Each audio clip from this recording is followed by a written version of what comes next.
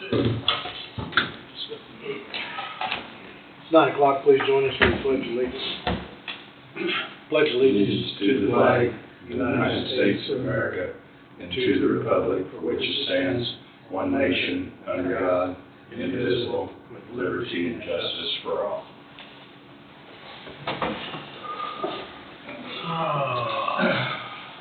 Good morning, everybody. Congratulations to the Chiefs Kingdom. Yeah. Big win. First on the agenda is to approve the minutes of Monday, February 5th as written. I'll so move. I'll second that. Moved by Meeks, seconded by Thompson. Any discussion? All in favor say aye. Aye. Motion passes 4-1 absent. Next is move to authorize Director Chairman to sign Coffee County payroll notice for William M. Tweet, Sheriff Office Security, Courthouse Court Security, new hire, wage classification 40-6, wage starting at $23.86, effective 2/7/24. I so move. I'll second. Moved by Thompson, seconded by McCurry. Any discussion? The one thing I'm going to add to that, you know, the sheriff's that's as high as he can go without us okaying something higher. But he was a trooper for 30 years, and he retired from the troopers here 2, 3, 4 years ago. So I feel comfortable that that's justification at the 40-6. Set at the top of the start out. And that's $2 and a dime higher than what 40-1 would. So I'm comfortable with it. Any other discussion? Hear none. All in favor say aye. Aye. Aye. Motion passes. I believe we will stop there. Let's see. Yeah, we'll stop there. We'll do our 9:05. Quick commentary, or John Terry. John Terry. Oh, sorry about that. It's all good. Good morning. How are you? Good morning, guys. Morning, Ellie. Good. How are you doing? Good. A little tired after staying up late, but it was worth it. But thank you. Yes, sir. Well, you have one. Oh, you got one, I guess. Yeah. Did I get it? Sorry. Okay, next one will be great. Oh, can you throw one down here for Tom? Yeah. Please. Thank you. That way he's got it. I'm here this morning, guys, to talk about the Kansas Broadband Acceleration Grant, version 4. This is the 4th year of the grants, and they are designed to cover very rural areas that a private entity is not likely to build just because of the cost. We have been hearing for a long time from folks in the Jacobs Creek area and in Pleasant Township. They're hard to cover wirelessly. We don't have very good coverage over there. They don't have fiber over there. So we put together an application to cover Jacobs Creek and some of the surrounding areas there in the Pleasant Township that dovetail into another grant project we're doing in Lyon County for Hartford, Neosho Rapids, and areas south, all the way down to the rock quarry there. So this would tie in with that, I mean. Yes, we'll be coming from that Right. Okay. existing network, or under construction network, I should say. One component of the grant application, and the reason that I'm here, is the state requires a level of co-investment. Now that can be in kind. It doesn't have to be a cash co-investment, so if you guys have permitting fees, that can be considered an in-kind investment by waiver, then that works. I've attached some letters from other county commissions for successful projects in the past, just to give you an idea of how the support letters are written, and also kind of a range of what co-investment looks like. We don't honestly like coming in and asking for it, because this is a 50-50 match between us and the state. It's a $1.6 million project, but the state, as part of the application, requires, I guess, a quote-unquote skin in the game co-investment. So Well, I thought about this a little bit over the weekend myself. You know, that you know, the stuff I hear from people in that area is the internet. And I know we've talked with other internet providers, you know, about what can be done and so on and so forth. And, you know, as far as shooting across the lake from a tower to radio to broadcast it into the Jacobs Creek area. You know, that's not true wireless, you know, I mean, that's internet supply, you know, that's about all it is. And sketchy at that, you know, trying to get a continuous service for their area. Have you went around to the people in the Jacobs Creek area to see if there's a lot of? Yeah, we've got quite a few support letters already. Okay. And speed test snapshots, that's another thing the state requires. It's not enough to just say, hey, this area is not served. You have to actually get speed tests from residents Right. to show that they're not getting adequate service. Yeah. And you have to have a specific number of interested parties to go after this or anything like that? I mean, Not necessarily. I think at this point, because there's only 95 passings, it's a rural enough area. I think we've got 10 support letters so far, so. no, I was just curious. Yeah, no, the state usually looks at need. There's a BDC map that they made everybody put a bunch of time and effort into. I'm sure you guys are familiar with that. It was a real pain in the neck, but it ended up being a good thing because they're able now to basically pull up a map that shows every single location in the state of Kansas and what kind of service is available to them. And I don't think I stated this earlier, but this is fiber, so this is actually fiber to the home. Oh, And it will be 2 gig capable fiber. That's what we offer. At our highest tier, it'll be 10 gig capable, but we offer 2 gigabits of service to each resident. You mentioned what, 95 residencies? Yep, Is that in Coffee County or is that Lyon County, Gulf County? this is all in Coffee County. All Coffee, how many you got in Hartford, or Lyon County? In Hartford and Neosho Rapids and the surrounding rural area, I think off the top of my head, we had about 700 passings. I bet it'd be a bit bigger now. and 95 Yeah. it represents this area right here, is that Yep. correct? Yeah. Everything in this shaded area is the 95 Right. passings. Just a rough estimate, that 1.6 million, probably only be a couple $100,000 of that spent in Coffee County. Well, all of it 200, will be, all of it is gonna be spent in Coffee County. This grant and this cost estimate is for this shaded area in So that Pleasant Township. 1.6 is Coffee County. Yes. Yep, the Lyon County project, in a previous grant round, I believe that came in at $3.5 million-ish and covered a much bigger area. Sure. The state's budget for the grant, it should be noted, is $10 million, so we're essentially asking the state for $800,000, half of this. We feel like that's a good fit within their budget. They like being able to spread their money around the state, so. So the state would furnish half and you would furnish half, is that correct? Yep. And then whatever token co-investments the community makes. So this letter from the Osage Commissioners, how big of an area was that project? That was a large area. That was basically Quennamo to Melbourne.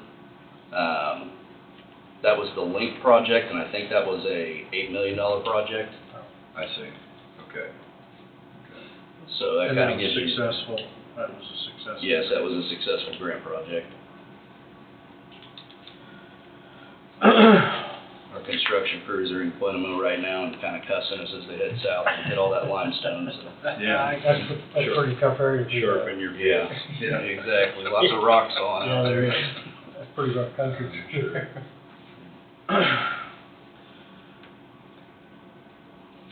Now, how do we go about coming up with a figure then?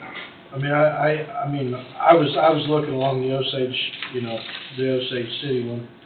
You know, I don't know what our permits or anything like that, but I personally would be willing to waive permit expenses Exactly. and possibly do like the Osage County did, invest $10,000 towards that.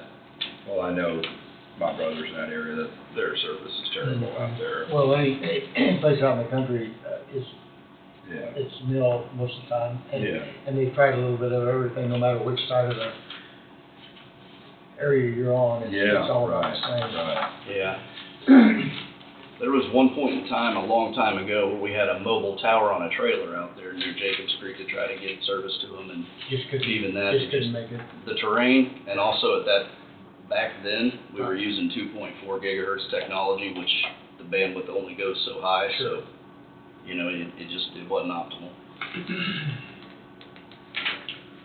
You may not want to answer this question, it may not even be a fair question, but on the projects you work on, what's the average payout on that for you? Is that 7 years, 10 years, 15 years? Typically, when we're budgeting passings, we're trying to get a 10-year return. 10 years.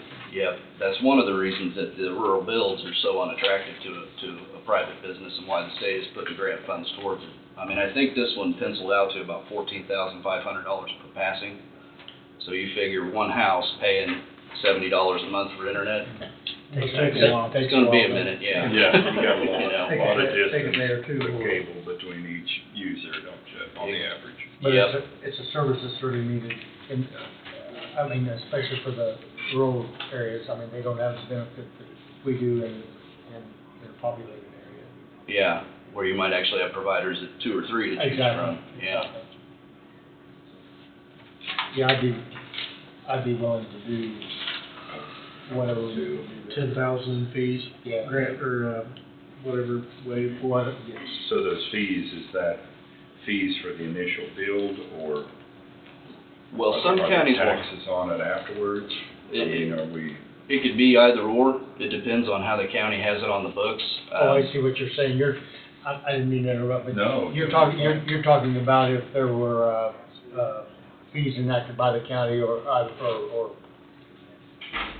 Does this be a permanent thing or for the build, I guess, as well? Well, when we're thinking of in-kind, we're thinking about for the bill. If you guys have right-of-way fees that might total, you know, Yeah, yeah. I 10, mean, 11, however many $1,000s, you I- just waive those and that's I'd considered be an willing to in-kind. take something, but, you know. Yeah. And I don't know how it's set up, maybe there's not any tax, but I'd hate to say we're waiving the tax forever, you know, but I would Right. say that's what you're talking I about. would call it easement, fees or something.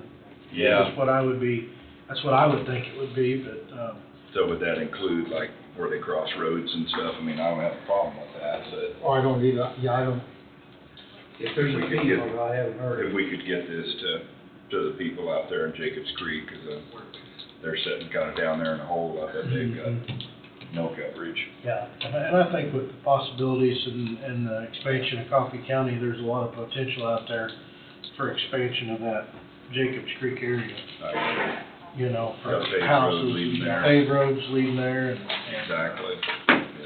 stuff like that, to help the residents that are out there now Yeah. in that area is gonna be big. I'm trying to think of a motion off the top of my head to, Brad, is your head working? Do we want Um, Mr. Bowie to listen to anything, or what do we think, guys? how soon do you need this back by? The application deadline's the 11th of March, so there's time. Okay.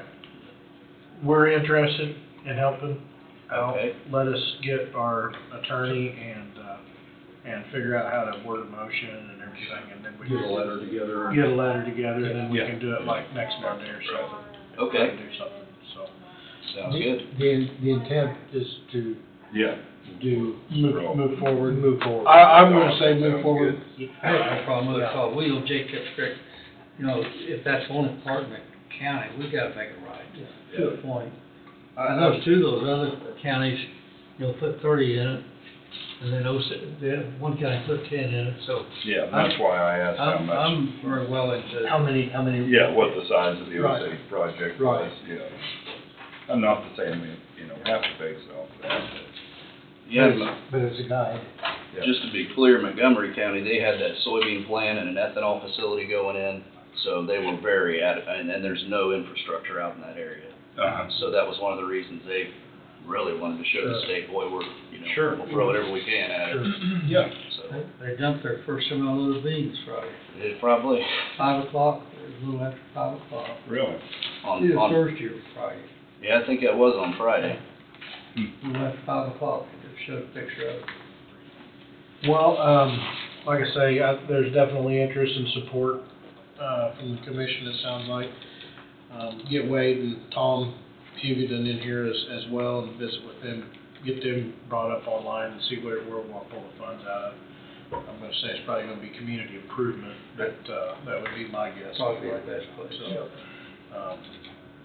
we'll get something drawn up and we'll get it passed there next Monday.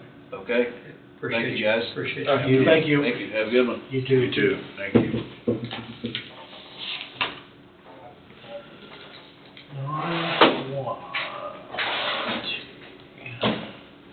Hi, Brad. Hello.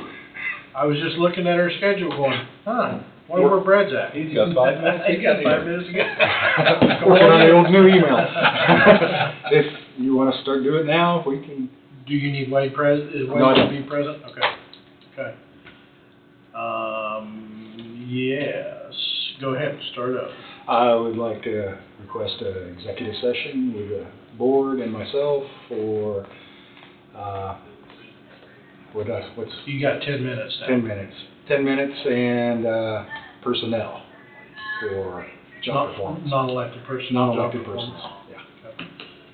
I will move for a 10-minute executive session. I'll second.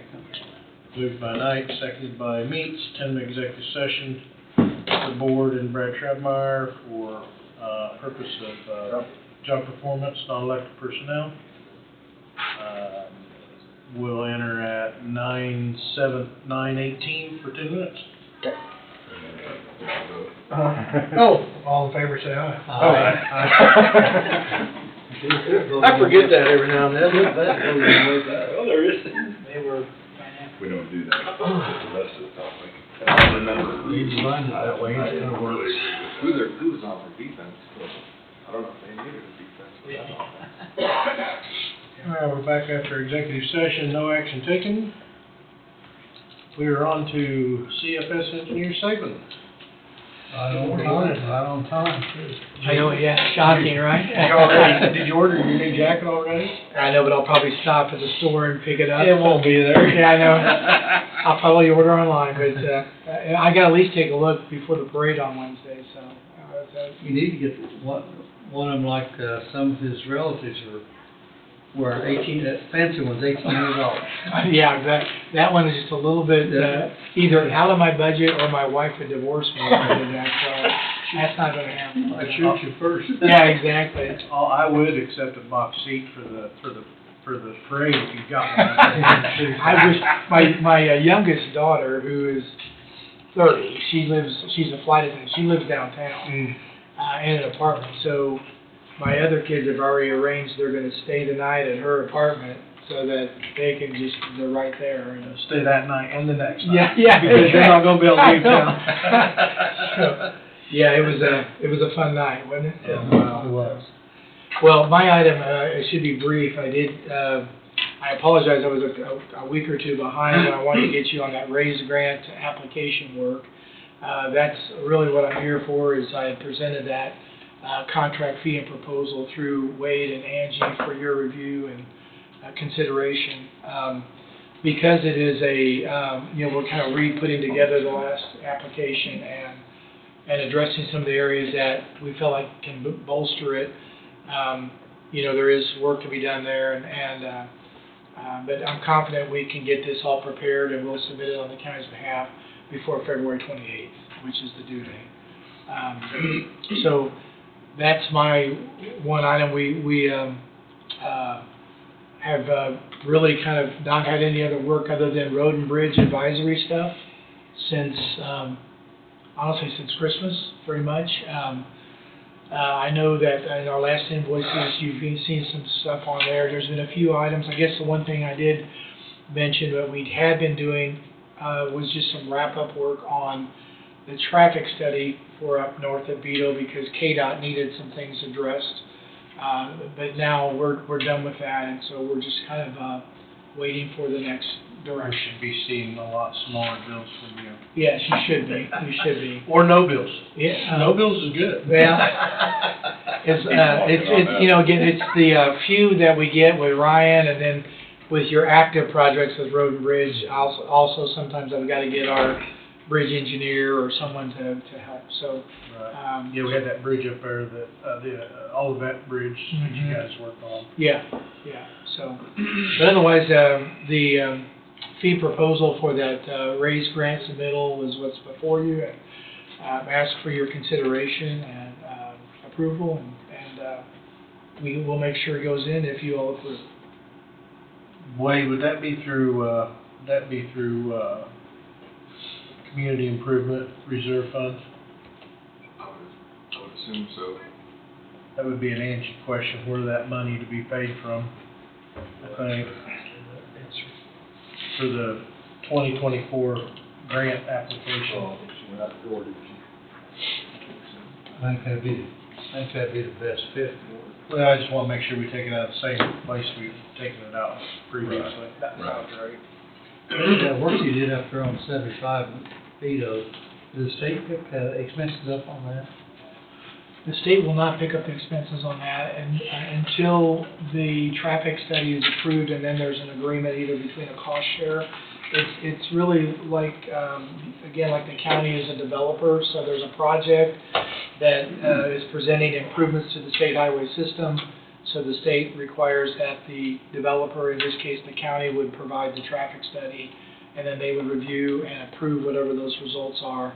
And at that point then, if there's a move to go beyond, say into design and ultimately construction, I think the steps after that would be a discussion with KDOT on could there be a cost share in that work. I would expect, and you may have remember, all along our plan was the design I could see would fall on the county. I think that would be what KDOT would expect, but I definitely believe KDOT, because they're aware of this project if and when it happens, that they're prepared to program dollars for improvements up at Vito Junction. It's been in their long-range planning. If you remember, when I attended with Tom the KDOT meetings last October down in Iola, the good news was they had the Vito improvements already on their list of, I'll call it, long-range program projects. But even at that meeting, KDOT represented that if this project, if and when it moves forward, they're prepared to have that discussion of moving that up. That study, does that include the 5075 junction? Yes, Okay. yes, All right. yes. Yes. I just didn't know where, I just didn't know where the study. In a nutshell, I can just describe that because you're gonna have increased traffic potentially there. It'll be intersection improvements at Old 50 and 75. You would have XL and decel lanes on 75, so a little bit of lane additions on 75 just because you're gonna have more traffic turning. Sure. You'll have improvements, we plan for about a mile of improvements on Old 50 to the west. Oh, okay. Okay, because you're gonna need to get to the entrances to that site and really need the coverage up to, I believe it's Links Road. Right, And- that'd be a mile. Yeah. And that's the mile that the county's waiting on, isn't it? I mean, Yeah, they took it out of, they took it out of We the took it out, highway. right. We were, at the time, we were concerned that you'd spend money and then turn around and it gets taken back out when these improvements come. So even at CFS, we had an internal dialogue about that because, again, not knowing when the Vito project goes, we didn't want to short you those improvements, but it also managed the budget a little better for the cost share there. So I think it was a good decision. I didn't want a situation where we're, on behalf of you, making improvements, and then you've got to deal with constituents when those improvements get torn out a year and a half later because we're doing something else. I'll read the motion. Move to approve the professional engineering services 2024 race grant application countywide trails plan with CFS Cook Flat Strobel Engineering and the total sum fee of $14,828.00. Funds to come from capital improvement community improvement reserve. Community improvement reserve. I'd make that motion. I'll second that. Moved by McCurry, seconded by Thompson. Any discussion? I know Tom's for this kind of stuff as well, you know. I would feel he would be Yeah. on. Discussion with you Yeah, has been that, yeah, yes. so, all in favor, say aye. Aye. Aye, motion passes 4-1 absent. Great. And you've got the signature page in I here. think we're good. So, just one last thing on that, we will submit it on your behalf. We'll work with Angie because we have to use your all county, federal login information. It's a process, but we'll take care of that as we did the last time. Sounds good. Thanks a lot, guys. Thank you. Thank you. I'll probably be back next week as well, just, trying to catch up on a few other updates that, I wanna get in front of you. Nothing urgent or major, but just, I know you wanna hear if there's something going on. It's not necessarily work, it's maybe some, I just wanna make sure, like, for example, anything that's been done on certain areas, if I've missed it, I wanna make sure I get it in front of you, so probably another 10 or 15 minutes next week. Thank you. Thanks a lot, guys. Thank you. Thanks, Chief. Yeah. Yeah. There's a signature page for that.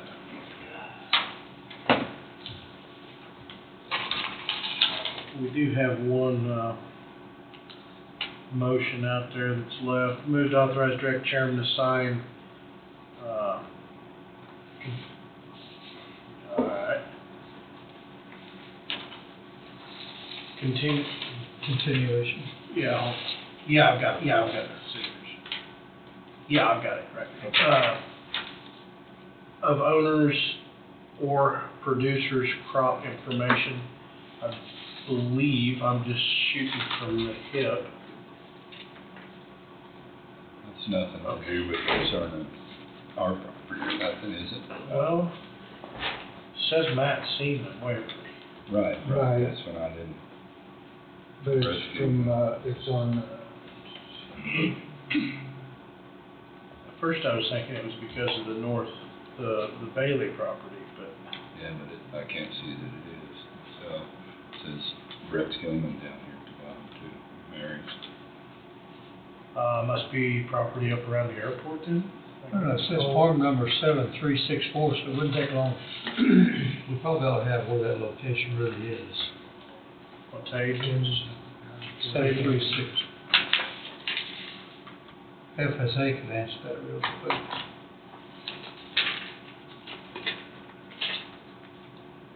I can't really see.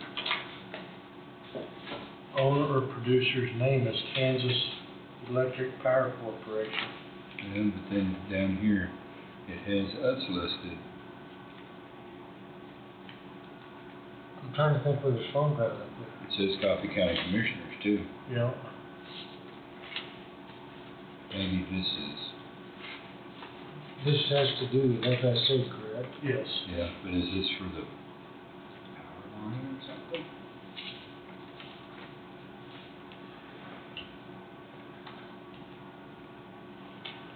Can't answer. It's for crop insurance, it appears to be agricultural risk coverage. It shows Matt as the producer. Oh, It's got, Is like I it, said, it's got Brett on there too. where's the, I don't see the location. But yeah, it doesn't give a location. It does have Matt Seaman's name on there, so it may be in his area. Well, I bet it's down there, a mile west of the Sharp Corner and to the south, down on the, I don't know what map forms down in there, by the lake. Yeah. I know, maybe Brett had some of that, And Brett probably, had some of that Wolf Creek. Maybe, if that's what this is, I don't know. See, there's 3 different breakdowns in it, and there's a different percentage on all 3. but I'm not sure why we're involved. Well, we'll just table the motion Yeah. for now. Till we find more Yeah, but information. I'm sure it's fine, I just don't know what it is. Let's see, we don't have, I'll make sure I get through all these motions. I stopped them because CFS was there. Okay, we've got one more down here at the bottom. We did okay, moved to authorize director chairman to sign Coffee County payroll notice for Amelia Merchant, Health Department Administrator, salary increase, post new hire, probation period from 71,664 to 74,880, effective 2/12/24. That's so moved. I'll second. Moved by Thompson, seconded by Knight. Any discussion? All in favor say aye. Aye. Motion passes. I think Ron's gonna be here at 10 o'clock. So I think that finishes up all but that one with the crop production, ours producer.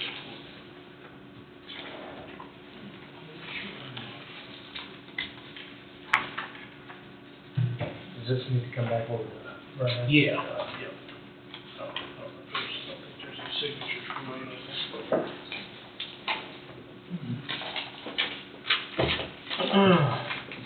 Oh, Ron. Morning. There's a CFS. Signatures all but Tom Huguet's.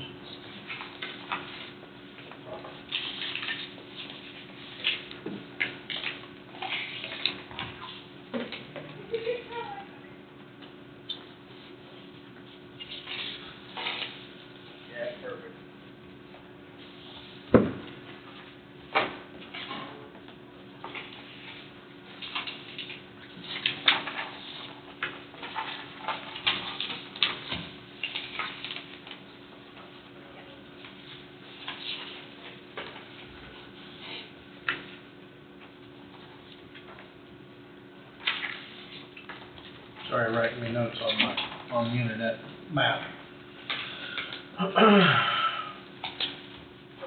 Morning, Ryan. Good morning. Are you rehearsed and ready for your 10 o'clock? We're a little early. Yeah, I think so. Come on up. All right.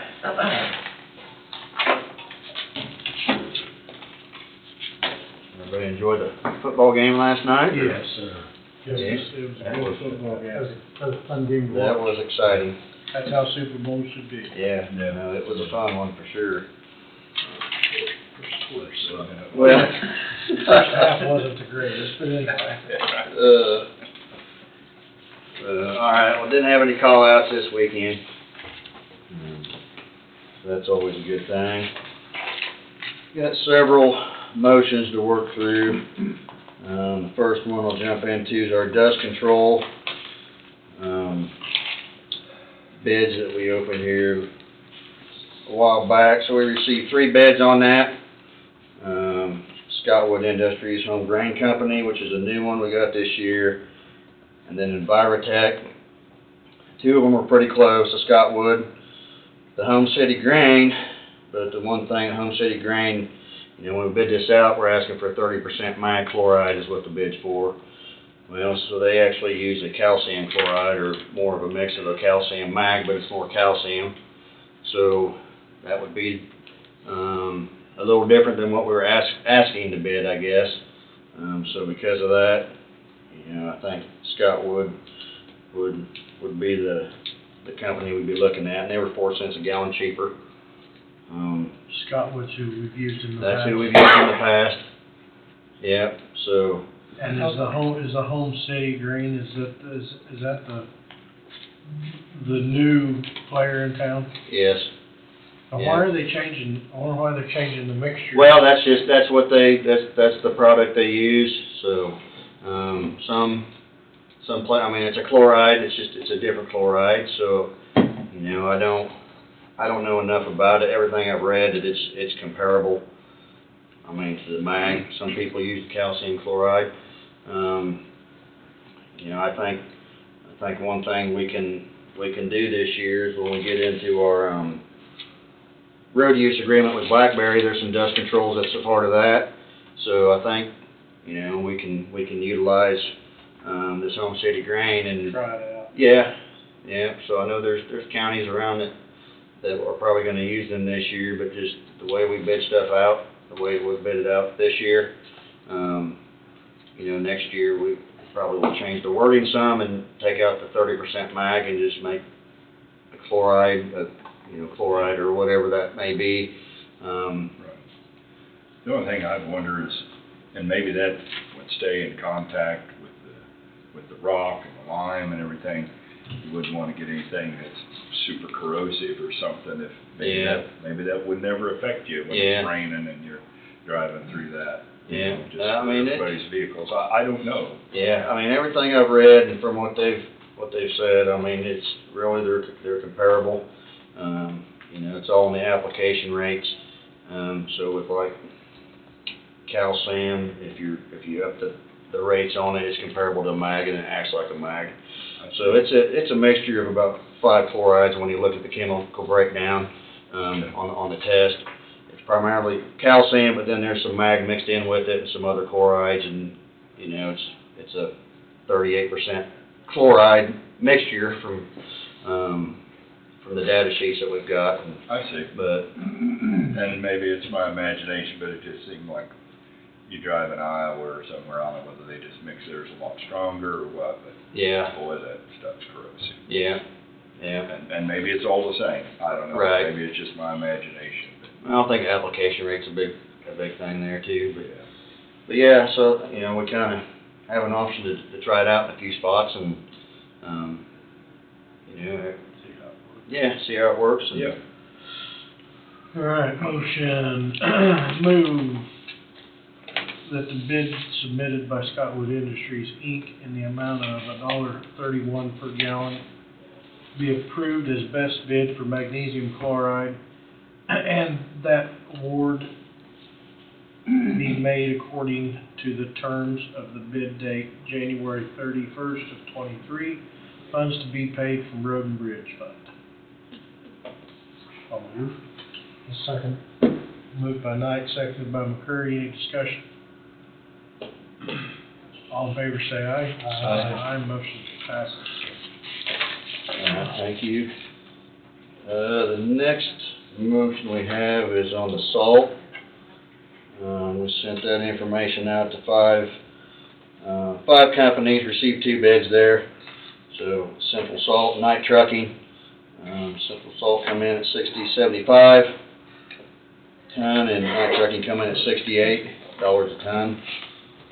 So I'm just recommending that we go with a little bit of Central Salt. Based upon the recommendation of the Road and Bridge Superintendent, move to find that the bid for bulk de-icing salt on February 7th, 2024, as per specifications, ASTM Grade 1 salt be awarded to Central Salt Lyons, Kansas, as the best bid, and to purchase same for the sum of $60.75 per ton for 2,500 tons, for the cost of $151,875. Funds to be paid from Road and Bridge Fund. Also move. I'll second that. Moved by Mead, seconded by Thompson. Any discussion? The only discussion I have is that it's not ASTM salt that you require. It just dawned on me. It is different than what you requested in the past. So you're going to be getting it from a different supplier. Your supplier now, and I'm not saying this because we was outbid, I just want you to know you're not going to be getting your mix that you've got. Okay, so you're saying we're not going to be getting ASTM Grade 1? That is correct. You're going to be getting road salt with anti-caking agent on it. That's all it's not the fine mix like you guys have wanted in the past. Okay, because I think in the past we've asked for the ASTM with the anti-road. Yep, that is correct. Anti-caking. So that is not the same salt. Do we need to get this rebid then? I'm gonna step out. Yeah. So I understand your situation, but you have the knowledge on it too. Yeah, so Well, so I'd say before we go any farther that we need to take a step back, because if we're not going to be getting what we're bid, then that's an issue. I mean, that's an issue. So I think we need to take a step back and and look at what we sent out and the bids that we got back, but I mean, cause they're stating that's what they're gonna give us, what we are bidding. You're gonna get road salt, period. That's what you're gonna get. It's not, you guys have specifically asked for ASTM. Yes, They don't have a specific ASTM. And I work for Central Salt as well. It's not a bad salt, it's not. But if I known that Coffee County wanted something other than ASTM, I would have got prices from them. Right, as no, well. Does that that make makes- sense? that makes perfect sense. I mean, I'm trying to work to do both sides, bring everybody a light of what Right. is in front of us, and Sure. so, I'm not doing it because I'm sad we lost. no, the that's bid. fine, I mean, I'll- Totally understand. I was gonna vote for Central Salt, because it was the cheapest bid, but it's not the right yeah, product. I think we just table this for now, and, How are we gonna make that a fair bid from here on out? well, I'm just gonna have to ask the question, that this is what we're bidding, make sure that that's what we're gonna get, and then, in the end, when you get a product, you have to test it or make sure that that's what you're bidding is what you're getting, yeah, which is what, you know, what we will do on everything. I'm not gonna say this is probably a better salt. I would say that it is probably a better salt because you don't have your clay. You guys have some clay in your salt, which Right. you're buying, $60, $70 ton pieces of dirt, Right, you know, but it is good salt. It's called throughout the bordering states, but it's not the product that you bid, or you asked for, I guess I should say. Or I feel that you've asked for, because previously, that was only been able to be supplied by Hutch Salt, okay, the ASTM one, grade one. I'm just, I would make sure you're gonna get what you want. right, I'm a little bit concerned, you know, if we open it back up, you know, the low bidder currently knows what the other bid is Yeah. for what we asked for. yeah, at this point, I don't know that we're gonna rebid it, Don, I need to take a step back and just ask him, and double check to make sure To that make we're sure gonna get that what what you're- we're going to get what we asked for. Mm-hmm. Right. And So, I mean, and all we really have to go off there is their word, and then until it's delivered, then we can test and see what we're getting, I mean, I can supply the test if you need the salt. so. That So way you I'd say can get table ready for to- today, and then allow me to ask Yeah. a few questions, Yeah. and Sure. come back That'd and be great. bring it back next week. Yeah, So we're gonna table motion 2024-02. trying to rebid it's gonna be hard to get Right. a fair bid situation. All right, next, is designating spring cleanup week, pre-dump week. So we do this every spring. So this year we got the dates of April 1st through 6th. Based on the recommendation of County Road and Bridge Superintendent, move to designate April 1st through the 6th, 2024 as spring cleanup week, and request the county clerk to publish notice of the same. I'll move.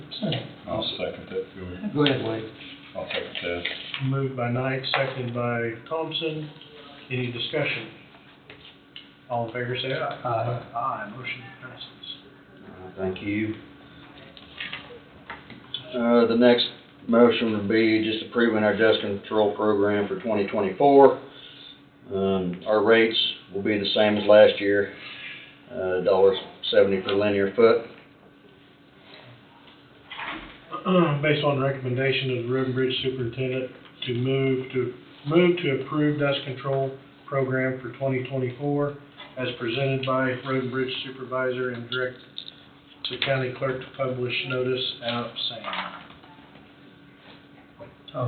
So move. I'll second. Moved by Meeks, seconded by McCurry. Any discussion?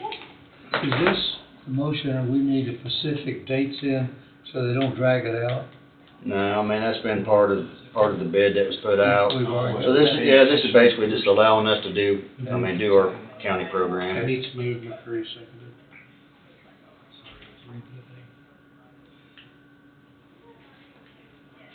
And that's just information for the clerk's office, what you guys have put in the paper there.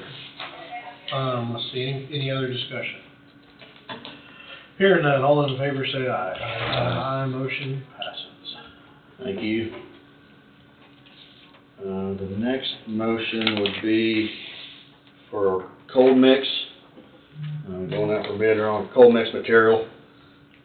Just for information, last year, we used over 1,500 tons, and last year's price was $76 a ton. They're hanging at the same price. Well, we're going to bid right now. Oh, okay. for it, yeah, so. Based on recommendations, Road and Bridge Superintendent moved to approve the request to solicit bids for cold mix patching material for 2024 road maintenance. Funds to be paid from the Road and Bridge Fund. That's a move. Moved by Thompson, seconded by McCurry. All in favor, we need discussion. I don't think there'll be any discussion.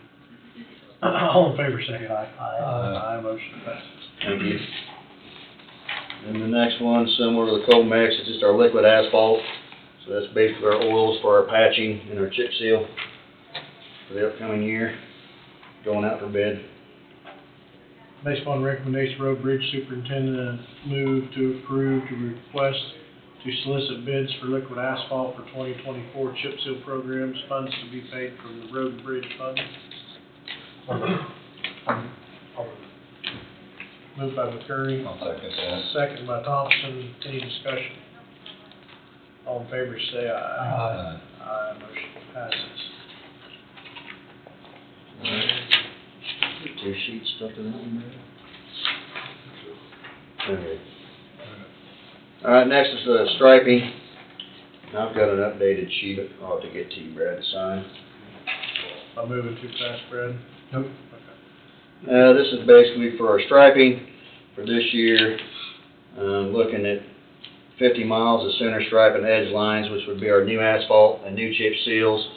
And then also looking at doing an additional 39 miles of the center stripe only. So basically that's on paint that's 3 years old and we wouldn't be chipping for a couple of years. Just kind of redo it, and did that last year on some roads. That's kind of the first time we repainted some center stripe, and I think it's very beneficial. It is. Definitely right. So we're gonna do that again. Really, I think, the end goal, I would like to maybe every other year be repainting some of these center stripes. It's such a benefit. Helps so much. Oh, absolutely, and it's a benefit for us on our snow removal when we got good paint down there that we can find when you're pushing snow. I mean, it's kind of a line that we run off of, and Kind of keeps you. yeah, right. So, but yeah, so we'll do an additional 39 miles this year.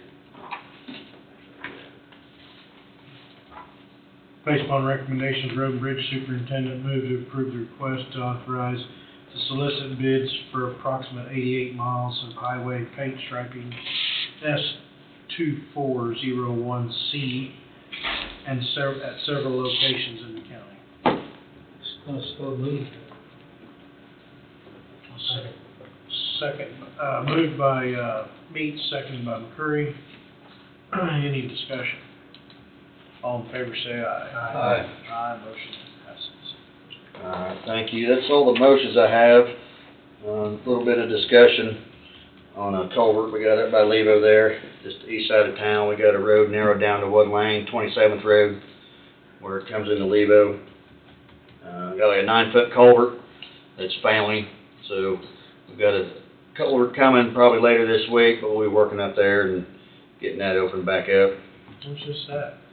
Between the railroad tracks and town. And the curve, that one down in the bottom? Yeah. Really, it's failing, huh? Yeah, and it's been on our watch list for a while, but the ends were getting pretty bad, but finally showed up some road issues, so. Watch the north side of that. I think there's a water line on the north side of Yeah. that that's exposed. Yeah, so we got to locate in there now, and but we're doing some work up there to get that opened back up. That's a pretty big pipe, isn't it? Yeah, it's a 9-foot culvert, but we're going back. It's engineered like a 6-foot. It's oversized, but yeah, we'll go in with a wider culvert and get some slopes put on it and get it done up nice. But No approximately when that work's gonna be done?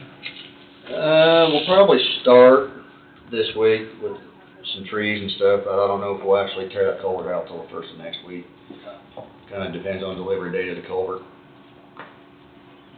Just notify some people of the route change, you know. Yeah. And I've let some of the adjoining landowners know up there what's going on, so.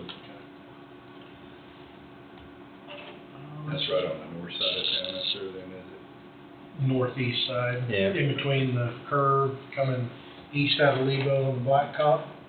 They're at the not the golf course, tennis courts, taking that road and then going out, and then it drops down the hill and then up over the railroad tracks. I guess it's the one in the bottom. Yes. It's a gravel road at that point. Yeah. But still on the south side of the interstate then. Yes. Yep. Be a mile, about basically. Just not that familiar with it, yes, it just curious. Trying to make it add up to what we're talking about. Mm-hmm. So that's all I had for today. I know we got, the road use agreement, maybe after break, I think is what we're discussing that then, or? And one of them may show up by Zoom and one may be here in person. Okay. I've had communication with them. So you'll be back. So I'll be back. You'll be back. 10 o'clock. It's 10 o'clock now.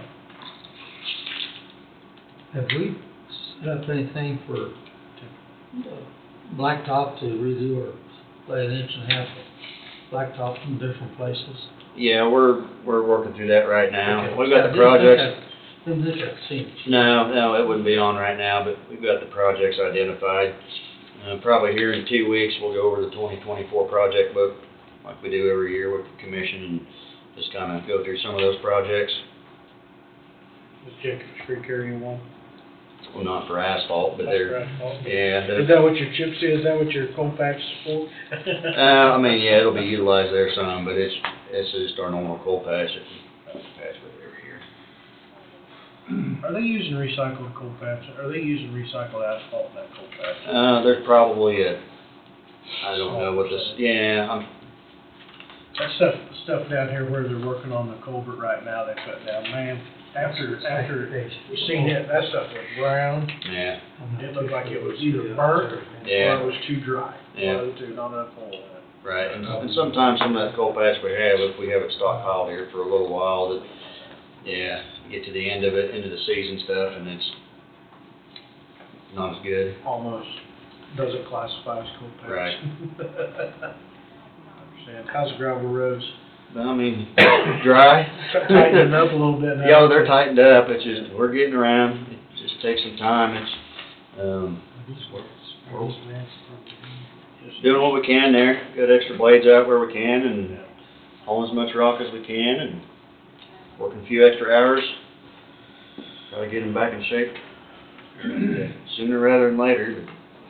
Spring rain's right around. But, well, I'm not ready for spring rain yet. I know you're still getting a lot of calls. Yeah. Here's just a couple of emails and calls Okay. that I've gotten that I told them that I would. No, that's fine. I just, we'll take a look at them and evaluate them and, Put them on the list. yeah. Don't get me wrong, they're not terribly upset or anything else. Yeah. They're just reaching out to express concerns, and I've told them that you're aware of it. Yeah. But anyway, that's what. Yeah. Well, we wanna take a break until 10:20. Is that when the next one starts? I think we can take a break till 10:20. Hey, that's all right. Flip the switch.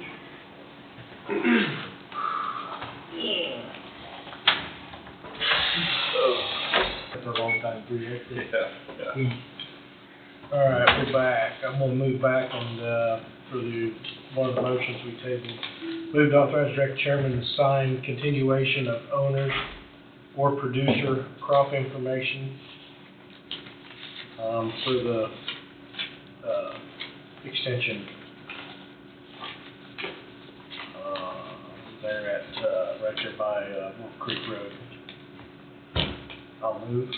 I'll second. Moved by Knight, seconded by McCurry. Any discussion? All in favor say aye. Aye, motion passes. You got some information on It's like a Thanks, Wade. test law. It is. When you said K-State, then Yeah, there's a sign out there. well, we must, all of us need a little bit about it, so that it can help put it together, I guess.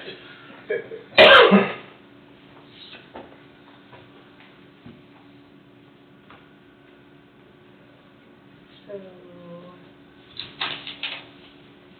and then you took break, right? that. Just got off of a break Yes. after Ryan. Yep, now we're Okay. going to the, Leave. road use agreement for next year.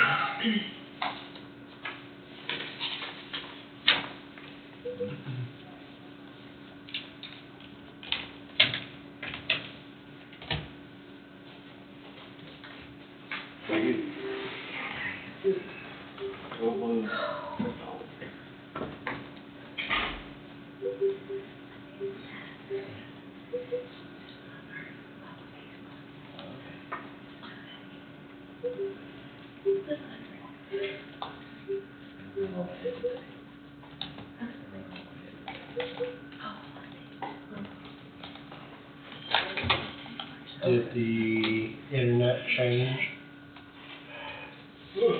Everybody's having troubles with their emails, so I just didn't know if that. Oh, yes, let's see. So we have switched over to Outlook, and so, you may have to get with Brad to find out if your password's different or whatever. That's what we use at the office, is Outlook. I've been asking for it for 20 years, and I finally got it. 20 years. Oh, that's not long. Yeah. That's no big deal. Angie was persistent, she finally got it. No, I finally No, quit I'm kidding, asking. I'm kidding. I finally quit asking. Oh, okay. It is expensive, but he just surprised us the other day at the department head meeting and said that we were switching over to Outlook. And I was like, oh my gosh. And I couldn't believe it's it. a nightmare right now. I've heard. If you send an email previously under the old system, if it had mail.coffeecountyks.org, you have to remove the mail. If mail is attached, then it's gonna get kicked back because that's under the old system. So I'm already sending emails out to a number of people that are being kicked. I'm sure people are sending me emails that are being kicked. And if anybody out in the public is sending emails that has mail.coffeecountyks for whoever's email address, it's gonna be rejected because that's under the old system. So I don't know how to rectify that.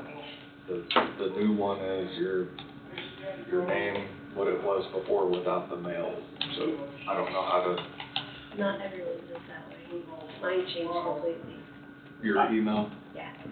Well, I guess for those who didn't have Outlook before, I had Outlook. I will say, we've used Outlook for a long time, and we get a lot of emails, it's scam emails, and it looks like it is from Outlook, and I mean, because it says call for assistance and everything else, and so there is some scams going on the Outlook deal. Do not click on anything. Do not think that your email address is about to expire, because once they get in, they got you right where they want you. So, just word of the wise to others, seeing how you're clicking into Outlook now, because it'll be all new. You're like, oh my gosh, something's going on, so you click on it, and it's like, done, I got you. You can call Outlook and ask them if it is a email, a true email from them, and then they'll send you a list of the scams that they've encountered, so.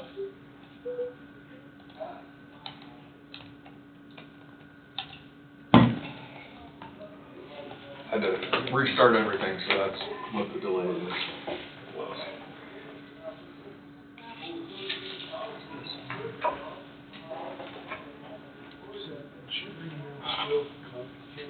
Yeah.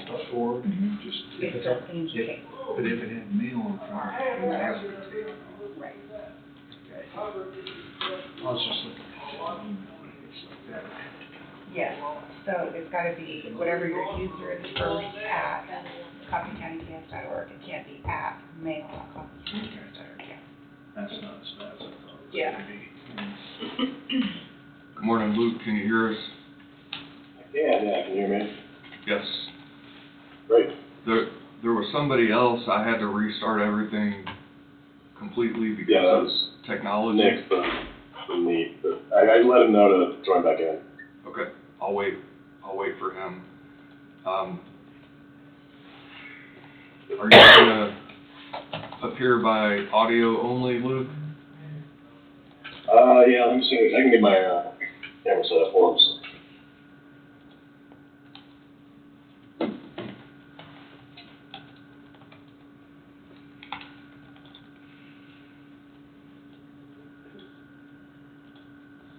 Get changed out of your sweatpants and your t-shirt.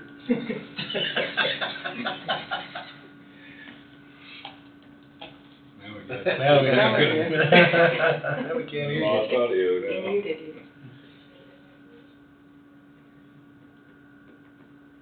Luke, you might say something, we lost audio for just a moment. Yeah, can you hear me now? Okay, thanks.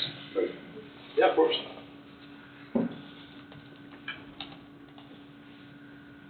So, Luke, we're live in the commission meeting, and while we wait for the additional party to jump on, maybe you can go ahead and introduce yourself and what your role and responsibility is.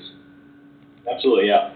My name is Luke Hagedorn. I'm with the wholesaling law firm out of Kansas City. An attorney, I'm representing NextEra Energy Transmission. I actually attended the meeting when Nick Furr, who's the person who's going to be hopefully jumping on, presented to you all last with some details on the transmission project. And I've been working with Wade and Ryan pretty in depth over the last 6 weeks, 8 weeks to get this road use agreement hashed out. It's a pleasure to present it to you. Happy to answer any questions as we go forward.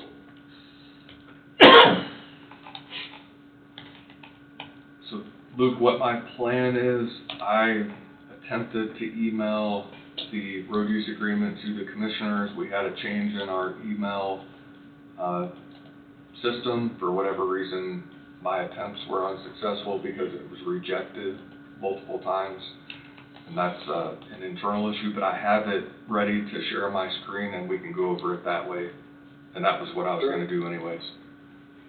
Yeah, we don't need to wait on Nick. We can move forward. Okay. I will share my screen then.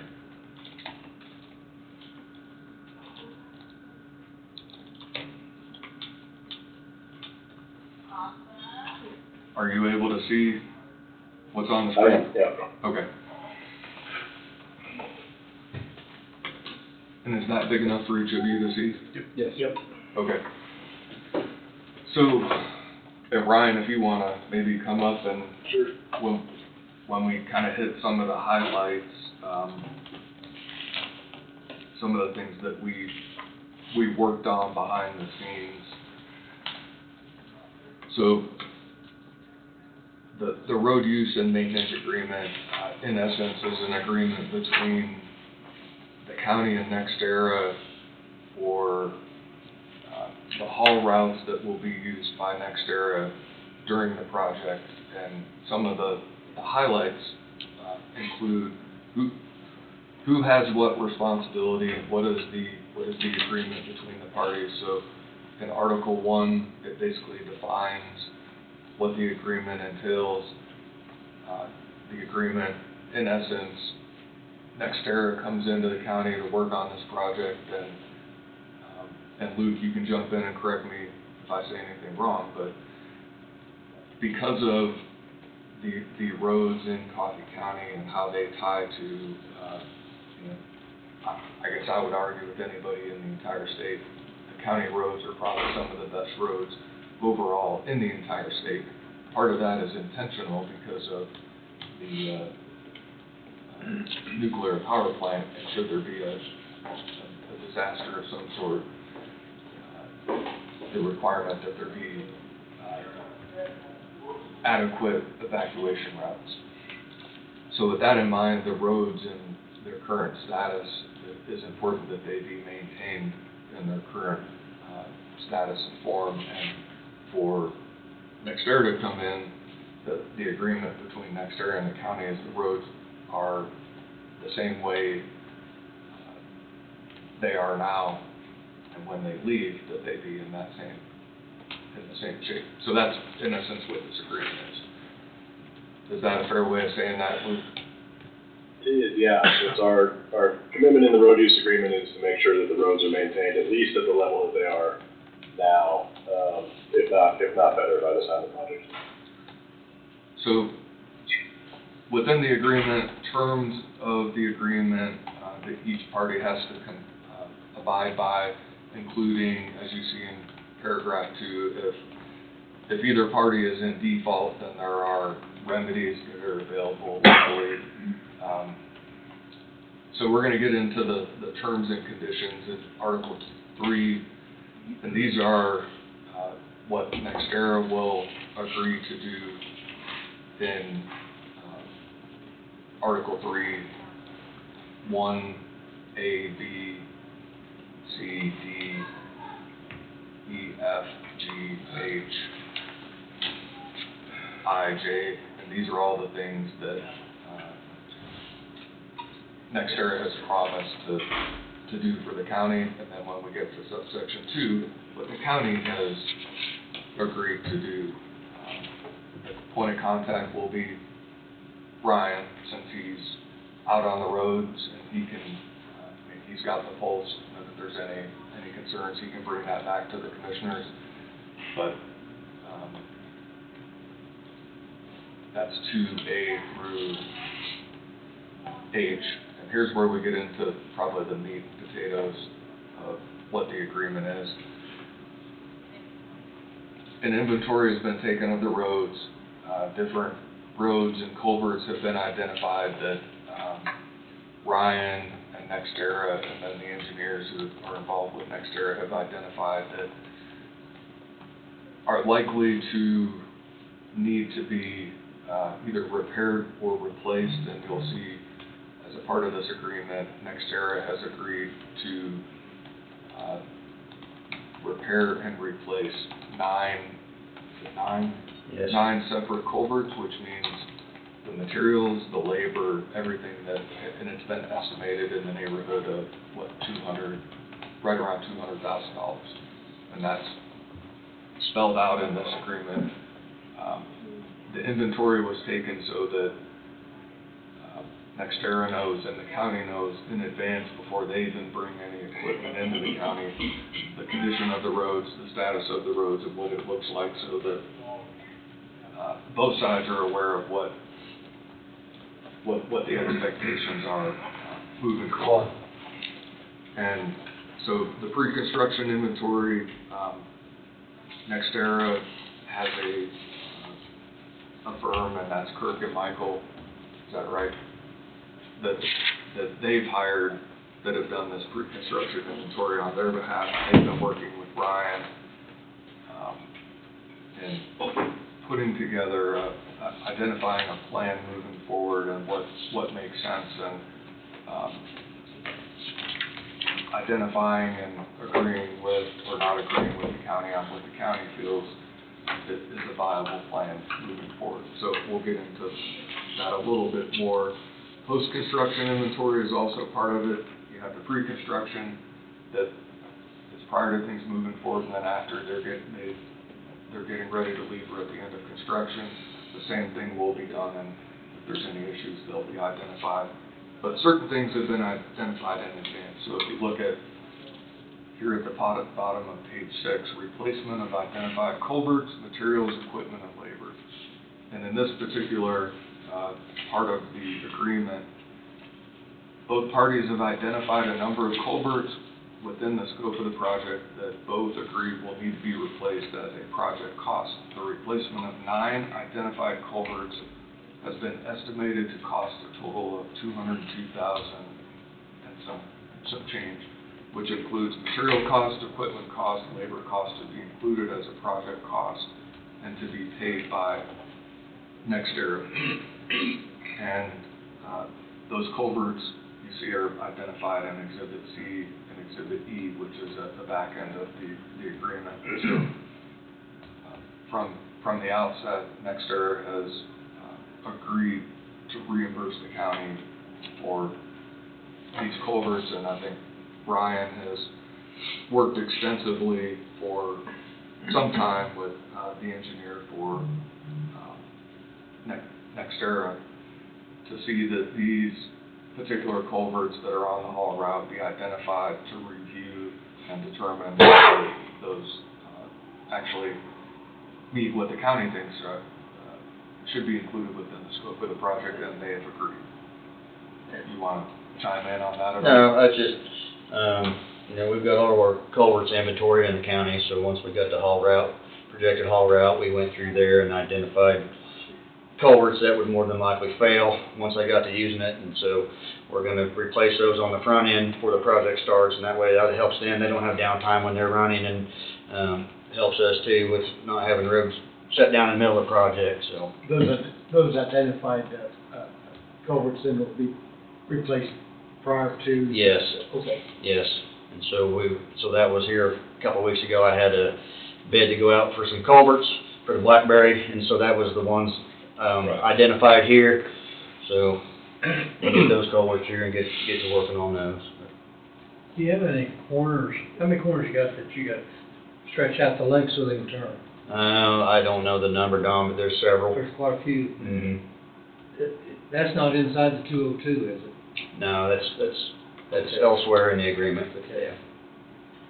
No, this is just the 9 identified culverts is all that section's referencing. I'm curious, how long will that take to do, roughly?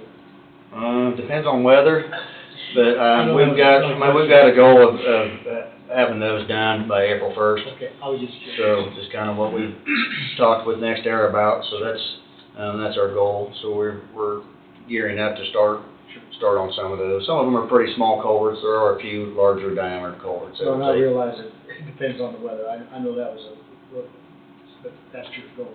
So are they in now? You have the culverts? No, we'll open up culvert bids Wednesday, and really there's I think 2 that we don't actually have in stock right now, but larger diameter. But it doesn't take it really doesn't take long to get those culverts. Right. Okay. Hey, Luke? Yeah. We had an additional person I just admitted, but I don't know if you can see, it's NXFOYCL. I assume that's Nick. Nick, are you? Yeah, that's me. This is Nick. Yeah. Okay. Nick, if you would say who you are, identify yourself, and what your role and responsibility is. Yep, Nick Burr, Project Director for NextEra. I've met you folks multiple times. Didn't have a chance to get the chance this time, but look forward to seeing you guys soon. But I'm responsible for the execution of the project. And Nick, are you able to see I shared my screen? I don't know. Yep. Okay, good. Yep, I got it. So moving on a little further, and we'll get to Exhibit C and Exhibit E towards the back end. I don't want to jump to the back and then come back. Moving on to road maintenance and repair. In essence, Brian will continue to maintain, he and his crew will maintain the roads like he normally would. If there's anything that is outside the ordinary, and it's spelled out a little bit more here a little bit later, then that will be added as a project cost, so you'll see that wording. This is an emergency condition and repair section, so sometimes from time to time, that if there's a disaster or something happens, the unforeseen, then that gives Ryan and his crew the ability to make those emergency repairs, but with notice to NextEra so they're aware of what's happening.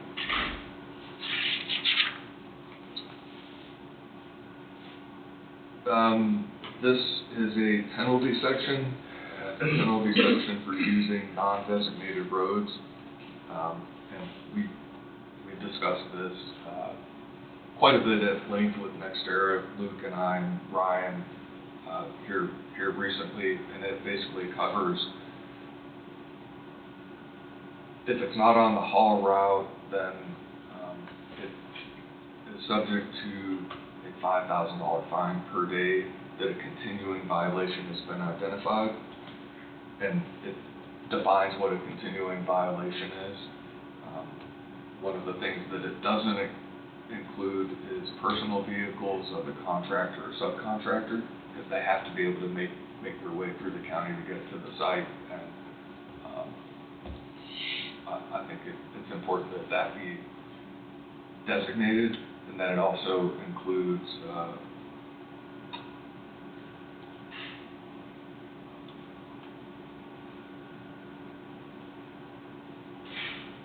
the weight, and for some reason I thought It was supposed to be 5, I think. Yeah, Luke, did I miss this? We are fine with 5 on that, so you can feel free to strike and initial or change there. Okay. But yeah, 5 is fine. Using vehicles with gross weight in excess of 5 tons. Anything to add on that, Luke or Ryan? Not for me, no.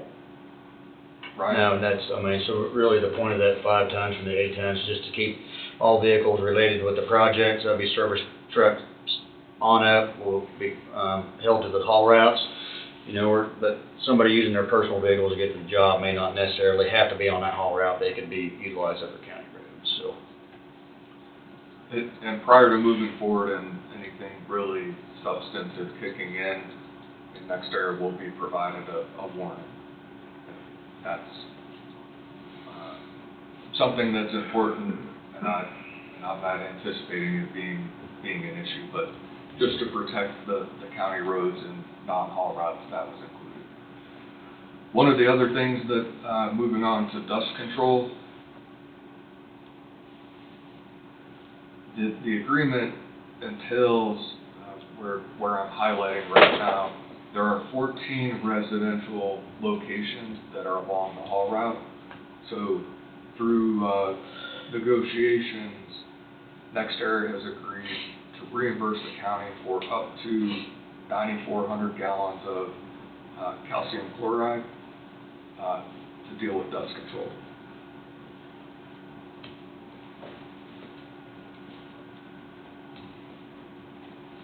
Any questions on that? Okay.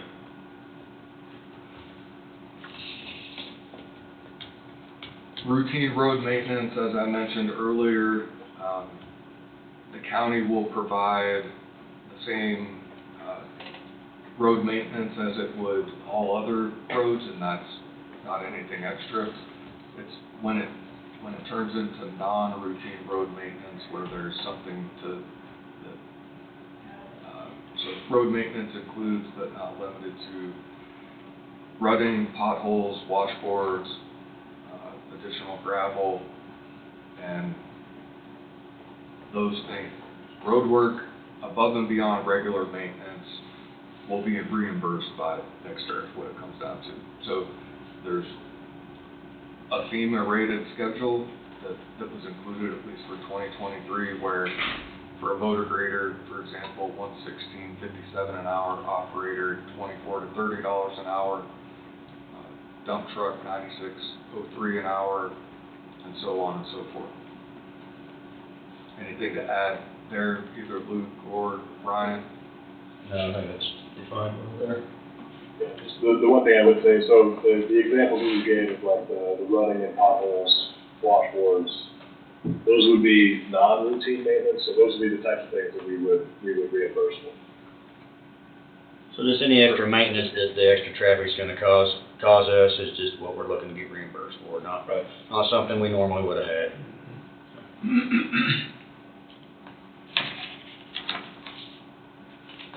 One other unique feature is this county consultant and inspector services, so both are included in this section here. County may consult with a qualified and certified engineer, licensed consultant, and a road and bridge in-house inspector, county inspector, regarding the project, and they're individuals who will sort of be in and out during the project, but combined not to exceed a maximum of 30 hours per week. So Brian can probably explain this better than I can, but it's my understanding there will not be very many times when it will get to that 30 hours a week, but at some point in time it may. Yeah, correct. So there's gonna be different phases of the project. When it starts, we'll start small, some of the tree clearing activities. So we've got the option to use an in-house inspector and also an outside licensed inspector. So really in the beginning, I would look at the inspection being done in-house. As the project moves more into the construction side, they start moving poles into the county and start using the haul route a little more, is when we would look at bringing a licensed inspector in. And the hours is just, kind of as needed. It's estimated. It kind of just depends on how much is going on here, but I don't see the licensed inspector at the beginning and end of the project, more in the meat of it. When a lot's going on, we utilize both sides of inspection, I think. And as you see within the body of this middle paragraph, what those rates are for the licensed consultant, it's $100 per hour, $100 per day per truck, and 80 cents a mile. County inspector, $25 to $35 an hour, $27.78 per hour per truck, and 66 cents a mile. And then for the county's benefit, those costs will be reimbursed. So, anything to add to that, Luke? No, yeah, that's a good summary. Moving on, there's more legal, probably language than anything else. Insurance, commercial general liability insurance, $3 million, financial instrument,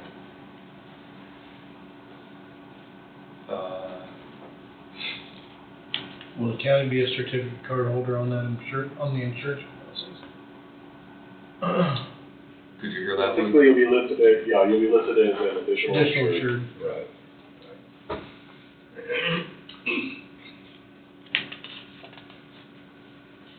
Financial instrument, miscellaneous, where notices will be sent.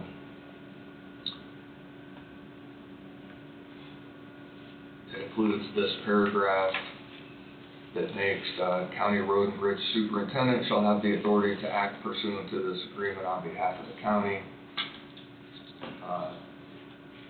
NextEra and county road and bridge superintendent will meet from time to time on a reasonable request of either party to discuss the anticipated construction, operation, and maintenance of the project and its impact on county roads. So it makes sense and why that was put in there. And the individual who is out knows how the roads, what they look like, what needs to be done is Ryan, and that's why that was included. And I would suggest that there's an issue, then he can bring it to the commissioners, similar to what he does on a regular basis. So I don't know if there's any concerns or issues with that, but that's why that was put in there.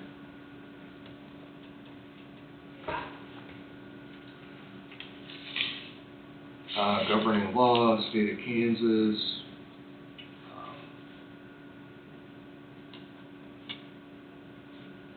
And that's basically the end of the agreement. We'll go into the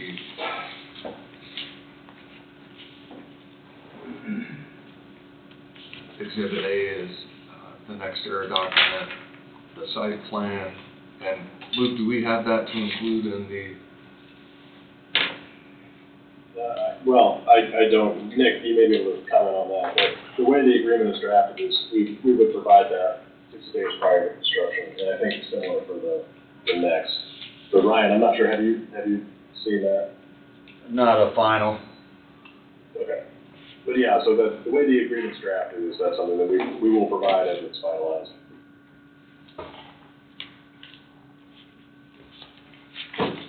So that's Exhibit A and B. B is transportation routes, and then we go into Exhibit C, Blackberry Culvert replacement cost. And Ryan, the ID is the, Location, so like the, 17th Oxen Point 25, that's actually on the plant road, culvert that we're gonna be lining, metal culvert that we'll be lining there, but yeah, those are just locations. Just the estimated material cost, equipment cost, and labor cost.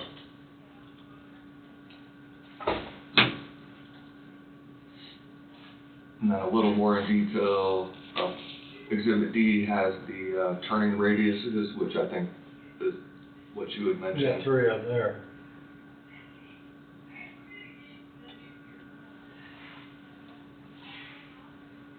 You need to talk about that anymore? Or? No. Okay. Once It's been covered. once you do those turning radius, you pull it back out afterwards. At the end of Leave the it there. project, once they're done with the oversized loads. Do they fit on existing easement then, I would imagine that they do. I mean, off the example that we have here, I think it'd be close. Okay. Only thing is, would it be best just to leave it the way it is for if they have to come in and do something else later on? No, I don't. I mean, 'cause some of these are on asphalt roads, and like a wind farm, I can only think of maybe 1 or possibly 2 that got left out in the country for various reasons. But we'll have to see when it's done. But I think you'd want them taken out, especially the ones along the asphalt roads. So if you just go in, you have officers. Any comments on that, Luke? Turning radius? Yeah, I mean, occasionally you'll have individual landowners request a turning radii be kept in place for some reason, but I agree with Ryan, it's rare that that's the case.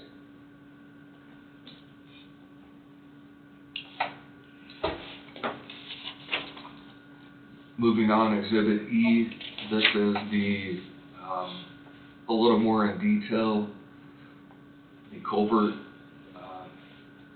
that have been identified and their location.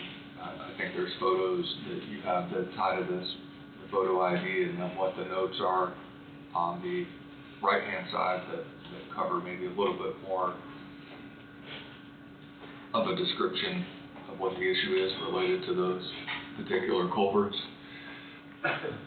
There may have been quite a few other culverts that were identified, but these are the ones that were identified that These are the worst conditioned culverts by far.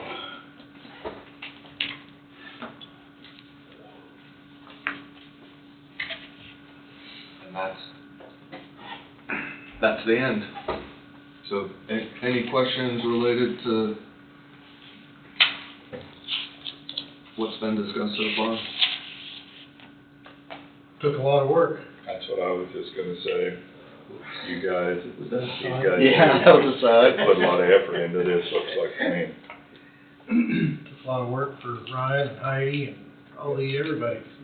I think May of '22 was the initial start of discussion for this project. So, yeah, Not quite 2 years. Yeah, so it's definitely been in the works for quite some time. But So I know there's been a lot of work done on both sides for sure to get to where we're at today, so.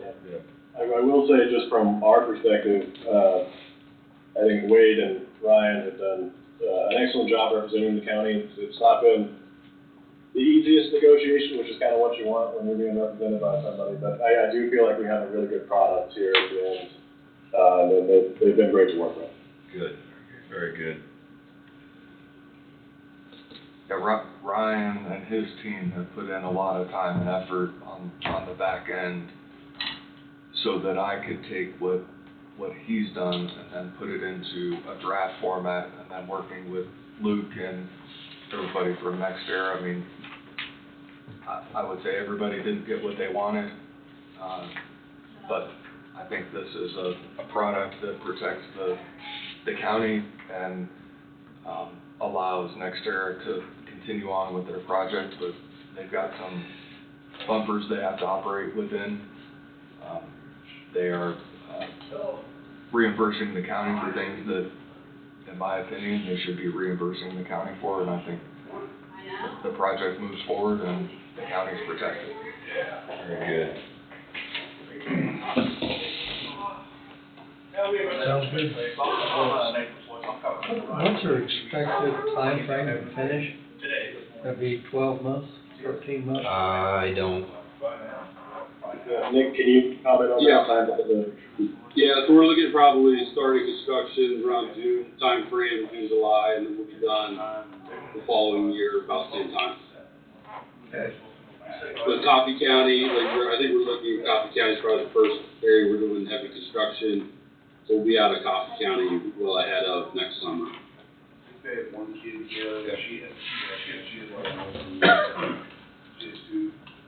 So Luke, the one edit that needs to be made on from 8 to 5, I can make that edit, and then I can bring it back before the commissioners, and if they are ready to move forward and make a motion to approve it, you're okay with that?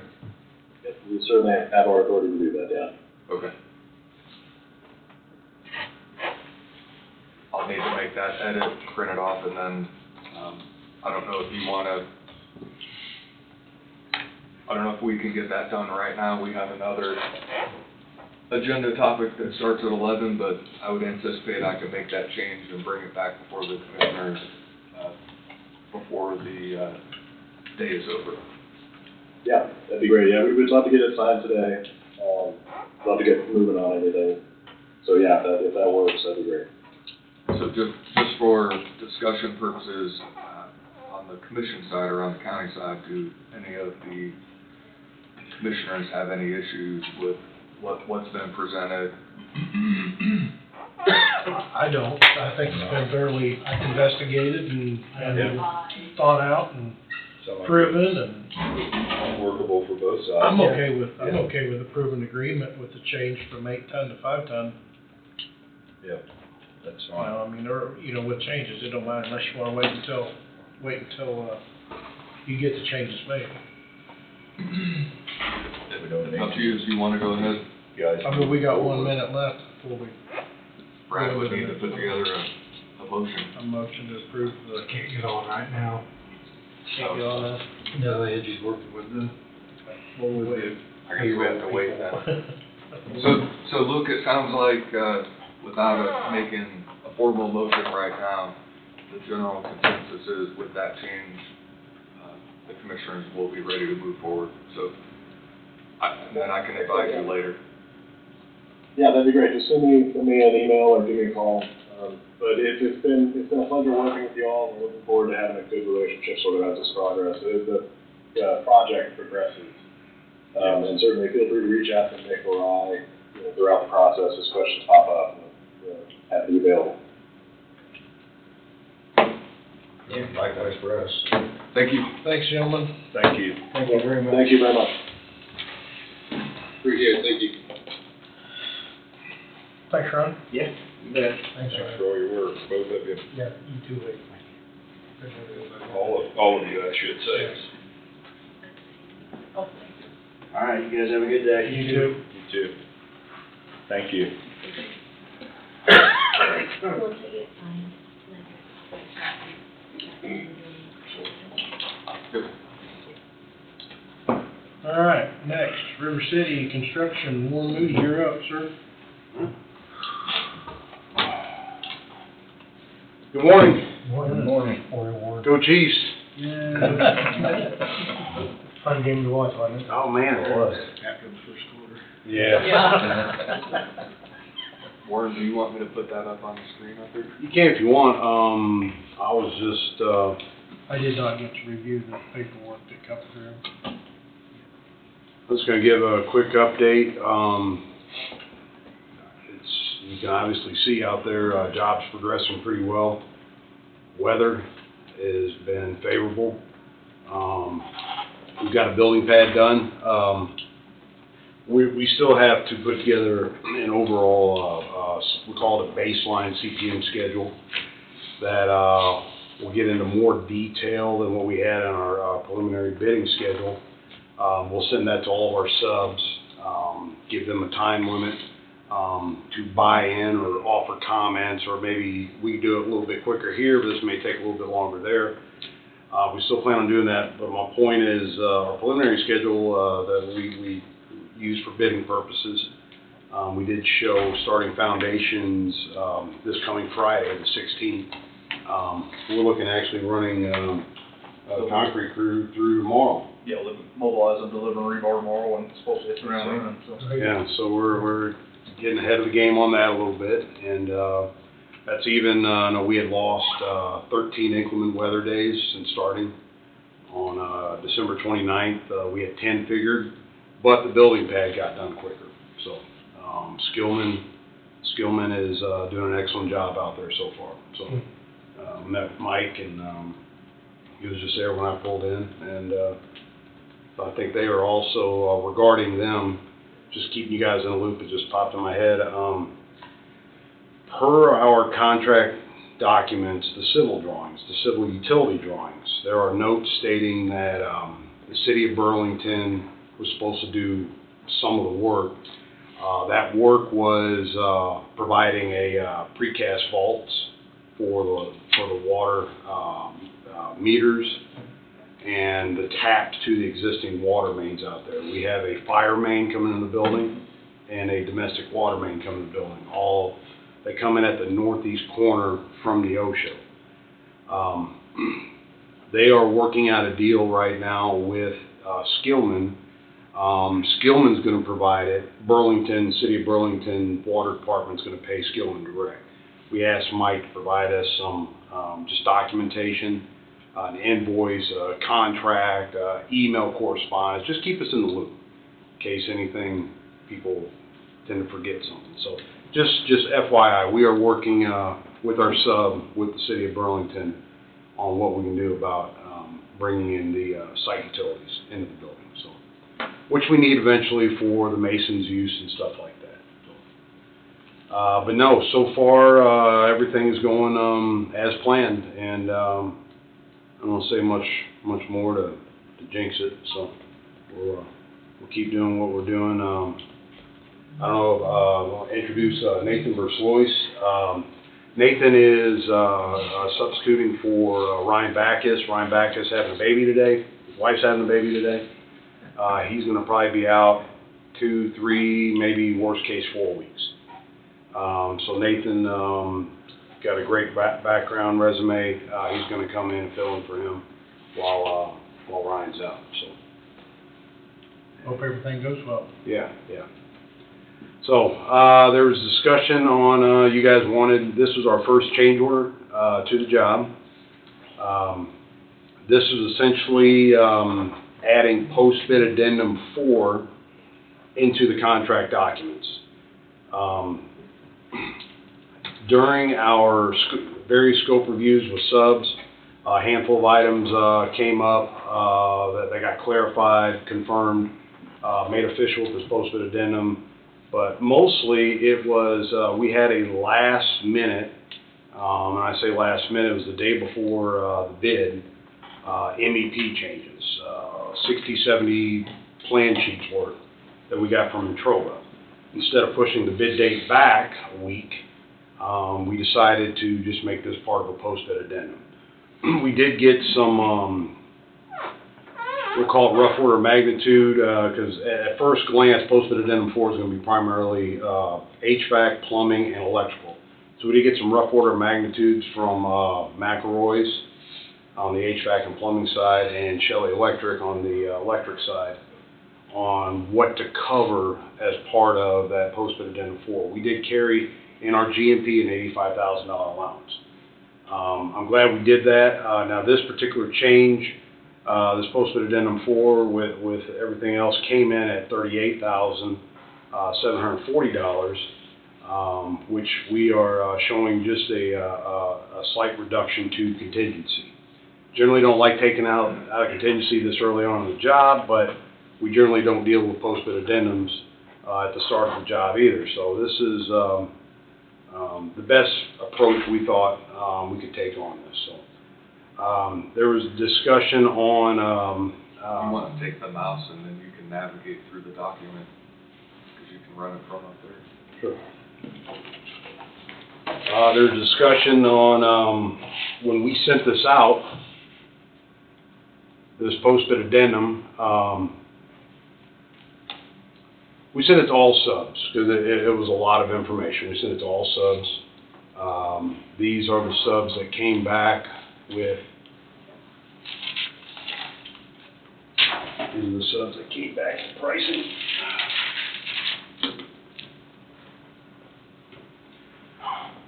From Wheatland Masonry, IBC Carpentry, DH Restoration, Sowards Glass, Pauly Jail, McElroy's, and a credit from Shelley Electric. The net total of those was $121,910. You reduce the allowance that we had set up, comes up to a net add of $36,910. Per our allowable markups, bond rates, stuff like that, we applied that just to this overage only, not the 121, resulting in that $78,004 or $38,740. The one price we were not expecting was from Sowards Glass. They had a bust in their estimate. A little background with Sowards. They were our low apparent bidder on bid day. They were around $111,000. That was their base bid of $109,000 plus their bond costs. Ended up being our letter of intent to them was for $111,000. We asked them. It's like it was a public opening. We said, "You guys are substantially lower than the second, third, fourth place guy. I want to give you an opportunity now to take a look at this." So they went back and for like we gave them a day or two, and they came back. It's like, nope. We talked to Josh Brady in their office. He said, nope. We feel good with our price. Well, between then and issuing the post-bid addendum 4, there was language in there, and I guess they went back and looked at their takeoff. And actually, I got a letter from them explaining what they did wrong. There was some mention of W2 windows, and they were non-detention. They went back and looked and determined that they missed some windows on their bid, on their original bid that we had carried in our GMP. Very first thing we did, we went to the second place bidder to see what that gap was. Our second place bidder was Benzwanger Glass. They were at $167,850 to be exact. There was about a $56,000 gap there. Now, part of contingency, some of the things that we could use this for is a buyout error, estimating inaccuracy. We did not talk to Benzwanger yet, but that would be our plan B, is to terminate our agreement, our letter of intent with Sowards and go with them. Well, then we would be talking about a $56,000 in addition to those other changes noted here to the contingency. We went and looked at Sowards' price that they had. I'm going to get down to that. I think it's on page 21. Sowards sent us some backup explaining what they did, what they missed. Out of the spirit of working with people, we said, we understand you miss this. We're not gonna pay you for your shop drawings. We're not gonna pay you for your 48 hours of fab labor, your 191 hours of install labor, as well as any equipment costs or markups. But we will consider paying just the material added cost only. So this is the $22,585. So essentially they are eating $28,709. The difference between this $22,585 and what they were asking for, $51,294.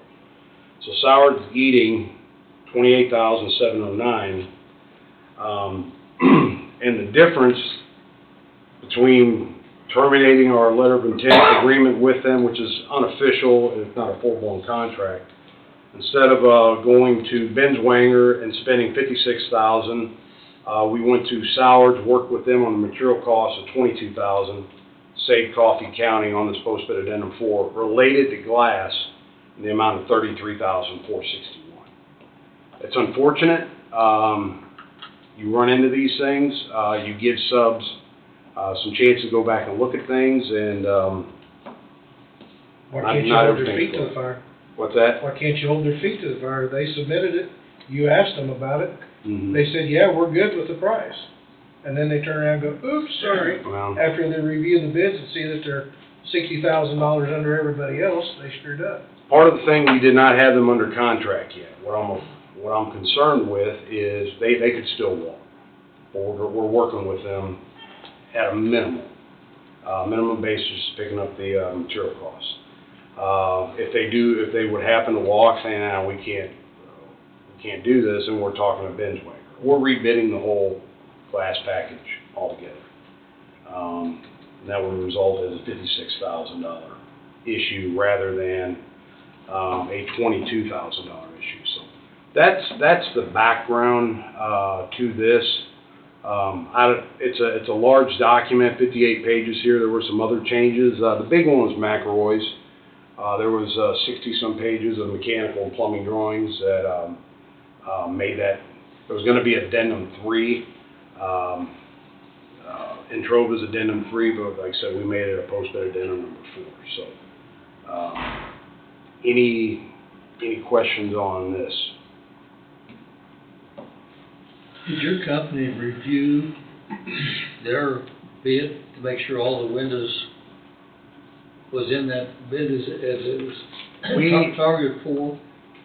They did not on our bid form that we put out there for all the subs to use. It's 5 or 6 pages. Yeah. It does not ask for a detailed. No detail on that. No detail, like your full estimate does not provide that. But yours did, what you asked them to bid, surely, spelled out what they were supposed to. Oh, yeah, well, it's That's the what I window. mean. Yeah, it's the plan documents, the architectural plans. Like I said, there was one clarification in that post-bid addendum 4 regarding W2 windows are non-detention. Why that was put in there, I'm really not for sure, but that got them to go back and look at it again. Essentially, the letterhead I got from Sourd's stated, I attached my bid takeoff. I did count the type W2 windows during my takeoffs of the floor plan, but I did not include them in my material takeoff. I did not keep additional notes, had no memory of why I didn't include them. I did include documentation for the FEMA windows, window film, glazing for hollow metal frames, and such, and he gave me some of his takeoffs. He missed it. It's unfortunate. Again, first thing we did was like, all right, who's second place? I was hoping they were going to be barely, and we would have just not dealt with Sourd. Gone. Yeah.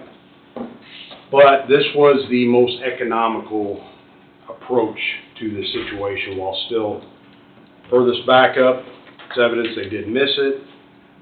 We told them we'd pick up, the contingency would pick up the material costs only. No labor, no shop drawing costs, review engineered shop drawings, and no equipment rentals. Have they accepted that? Yes. If we accept it? Yes. Yes. And from everything we looked into, we did a little digging on references and stuff like that. Sourd's is a good company, good local company. I believe they're actually up there at Osage right now, working at Linden. We got no problem with them. I mean, this is just an estimating error. So, anyway, that's the backstory to this. When it says change order number 1, we're not increasing GMP. It's a slight reduction to contingency. You guys hired us to manage this contingency through the end of the job. That's what we're good at. Ideally, just Lynn County, most recent job, as an example, we returned at the very end $50,000 contingency to Lynn County. Out of how much? It was a little less than this. It was around 500 something thousand. I don't remember that number off the top of my head. It was less than 600,000. Smaller job, based on the percentages. So Still a whole lot of money. yeah. With this deal that happened, Warren, I know you got subcontractors, I don't know how many you got, 50, 60 of them. Have you went back and made sure that they did everything they were supposed to? Have you double checked everything? That was. I don't know what your procedures are. Our procedure is we have scope reviews with the low or maybe the low 2 bidders of every work category. Give you an example, our flooring numbers were so close, we had scope reviews with both of them.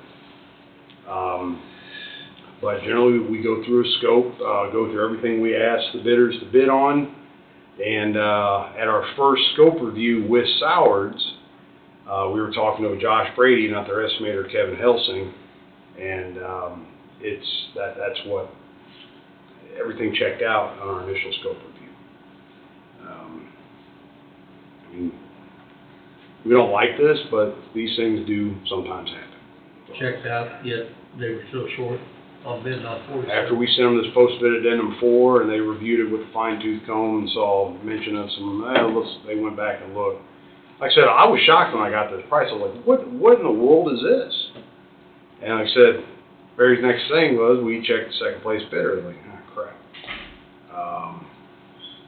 But no, this is out of spirit of fairness with them too, with their documentation that showed that they missed that. Just picking up the material, asking to pick up the material cost on it. And they got to figure out how to make the rest of it work. At a tune of almost $29,000. Like I said, going this method saved Coffee County $33,461. So anyway. Well, Liz, they did legitimately bid on, they probably got $30,000 or $40,000 profit in that. Yes, it's a for-profit, right. They got full profit in part of the windows. Yes. Now they won't have any profit in 47 projected.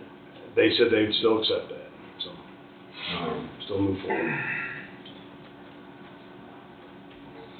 We just got shop drawings from them Friday and this morning, I think. We got the FEMA window shops already. We got their other shop drawings, their hardware submittal, so. They're still moving forward. So.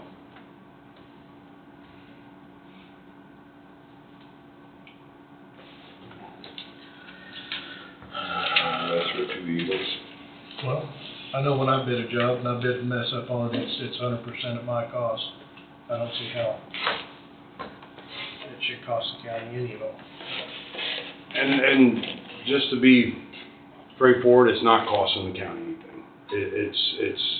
It's the contingency that we had set up, construction contingency we had set up, and it's the cost of the job. Yeah, but if we don't have to use a contingency, we don't have to. I mean, There's gonna be other things that pop, I mean, yeah, I understand. that was for the unforeseen things. Yes. Not you screwed up and didn't get 47 windows in. That was for unforeseen stuff in the ground out here, whatever may come of, that you can't put your hands on. It's for a number of different things. It could be used to cover a number of different things, but the GMP remains the same.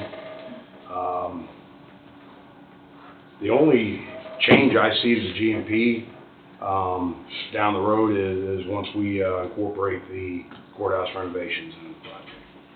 And keep this job at that, under the 30 million that you guys had allocated. Yeah, that's mandatory. Yep. Understand. And on the dirt work out there, there were no major foundation, I mean, there was, one item that was found. Now, there was some, I know we have a $70,000, we carried a $70,000 allowance as part of our that. GMP for that maybe mystery courthouse Right. foundation. Right. We did find some. We did find the old foundation, and there was some buried utilities and stuff that were holding water around them, so it's just some unsuitable, soils. Sure, but you didn't have to, it wasn't a major, expense, I guess. No, we're not gonna come anywhere close to that Okay. 70,000 we had in the allowance. Okay. But you are gonna get into it. What's that? You are gonna get into it. Yes, we are gonna get into it, and that allowance is gonna be with the proper backup. Have Skillman has done the work, we pay them on a time and material basis, and it'll be deducted from that allowance. Sure. And I'm just gonna throw out numbers here, say if it's, we had 70,000 in our GMP costs for unforeseen foundations, soils, and we spent 30, that's $40,000 of that allowance we're not gonna spend. And if we don't ever spend that, that's going back into contingency. Sure. So, yeah. I guess that's what I was. Mm-hmm. But yes, we did not find massive 8-foot thick. Which we thought maybe, There was or you thought. there was a possibility. I know our estimator did like a little overlay on Google Maps of where that courthouse was. It was actually I think it was located more in the southeast corner of the new Justice Center, or new law enforcement center. And, yeah, they did find a little bit, but not much. Good, good. And that will be change order number 2. Actually, I don't even think we need to handle that by change order. And I'm just going off the most recent job. On allowance type items, when we say whatever, say if it lands on pay up number 4, I'm just throwing out numbers as an example.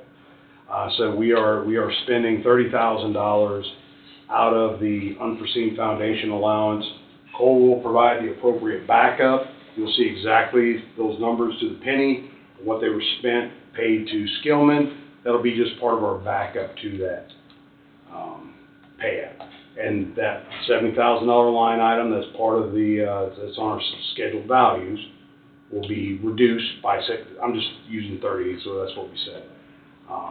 So it'll be 40,000 remaining, and yeah, that's how we'll show it. It will not be change order related because it doesn't need to be. It's built into the job already. It's just part of the project. Yes, it's part of the project cost, yeah, just like contingency. Wade, I don't think we've ever had any project, especially in the last 7 or 8 years, where we have change orders in, and I assume that we have to approve that and vote on it. And that's what each one of these change orders is going to require from the commission, correct? So this one, I think is distinguished from what you just described, from the change order for the dirt work, because that was built into the overall estimate. Now, I guess the question is, Yeah. Yeah, but this, but on the wind deal, that has to be approved. we'll have to approve it. And I that's- think anything that comes through that's in the form of a change order, it has to be approved, especially when it's sent out in this format. Which brings up a good point on how the commissioners will be notified, let's say that on the dirt work and the suitable soil and everything that occurred there. Will there be an update similar to this, or something be provided to the commissioners in writing so they can see, for the dirt work, it was $70,000, 30,000 of it is being used for X, Y, and Z, and then if they have questions or want to know more, how is that gonna work? We'll provide you guys the documentation as we get it.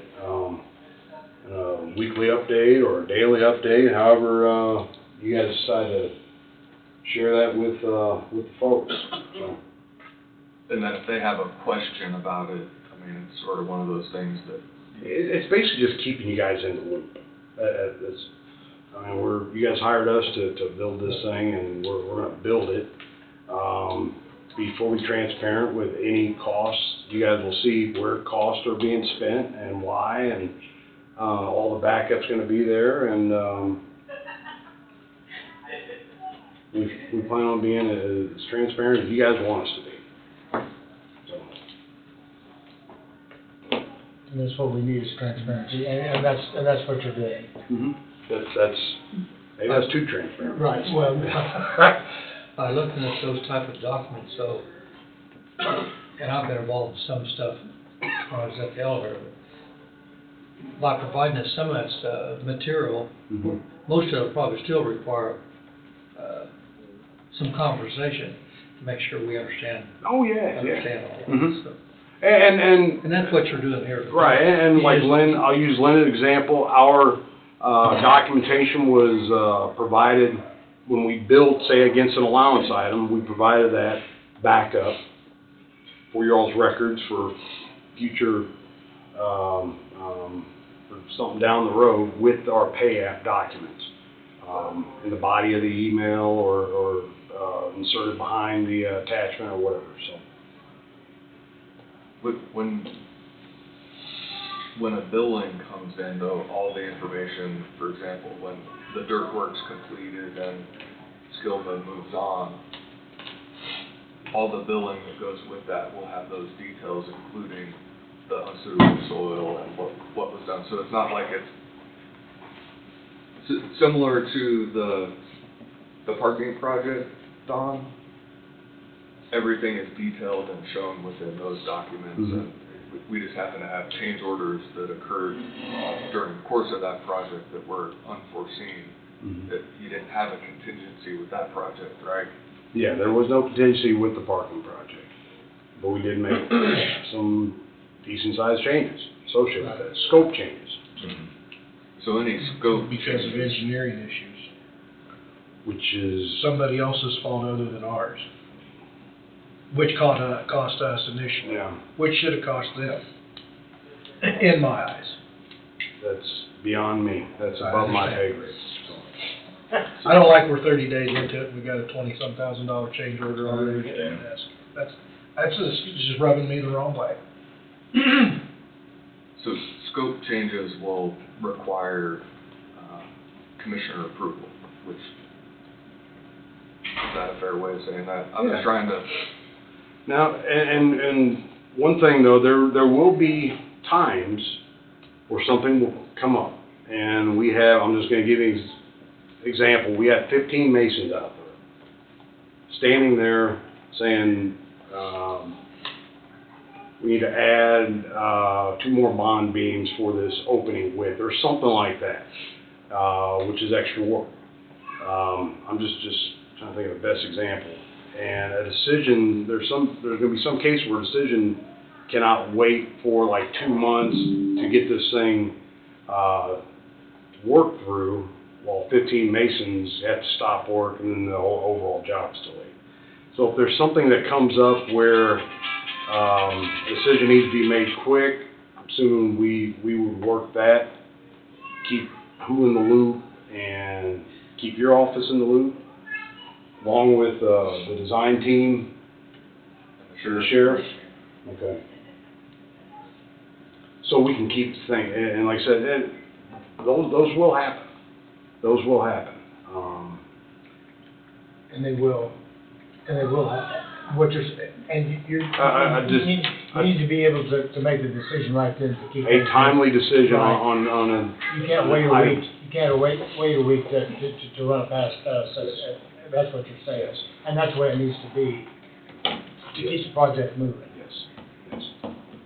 I'm doing this 27 years, and you will run into cases like this all the time. And but I mean, you've got experience here, Nathan, Cole, Sydney. We're gonna be transparent with these things. We know what we're doing. I would say trust us, but I mean, this is what you guys hired us for, is to But we do manage the costs. We will have And this is, in my mind, normal stuff, so. There was an example when we took a tour of Lynn County, and the sheriff may recall, we're outside walking around, and there was something to do with the sidewalk and a railing. A railing that ended up being in the middle of the sidewalk, but would prevent being able to move it up and down that sidewalk, and I don't remember what the purpose was, but it would hinder the sheriff and his staff, and it wasn't something you could tell was gonna be an issue until they were getting ready to install it, and that had to be modified and changed midstream and those type of things. Is that what you're talking about? Yes, that's a Things like perfect that. example. So major things, those are things that will require the commissioner's attention, but Say, you got a portion of the building that's currently called to be shelled out right now. And like, you know what, we want some flooring, we want some ceilings, we want, these things to go in, and, I'm just, rough order of magnitude cost, maybe it's like $10,000-ish. That, we would get the pricing together, submit it, have you guys, like, is this really worth it? Yeah, we really do need this. And those type of things, yes, but. Because you've got time to do that. Yes, yes. And we do our job and look far enough down the road where it's not like, hey, we need a decision by tomorrow. But I'm just saying, the field type unforeseens that may pop up, we got crews waiting, we need a decision on, that's something we plan on getting something together, rough order of magnitude, getting to the sheriff and, county attorney Wade, and, saying, can we proceed with this? Yeah, and I don't think that's in question necessarily, and going back to Jeff, the whole thing is on the window thing. That, I agree with Jeff, I mean, that's a pretty sizable amount of money. I don't think there's any question on the day-to-day things where you have to go out and make a decision, and, I mean, that's just part of the job of making quick decisions. But I think the whole stickler is, and I'm not sure that there's any, I mean, I don't think anything can be done about it, but I think that's the whole issue is on the window. Yeah. And I don't think it was done, It wouldn't appear it was done on purpose, yeah. It wasn't done on purpose, I don't mean that at all, but I think that's what's my, you know. We had two plans, Plan A and Plan B. Plan B was go with the, just say, Sowards, sorry, we gave you that chance, and you still came back, we're gonna go with the second place bidder. And that's a $56,000 issue we're talking about. Right.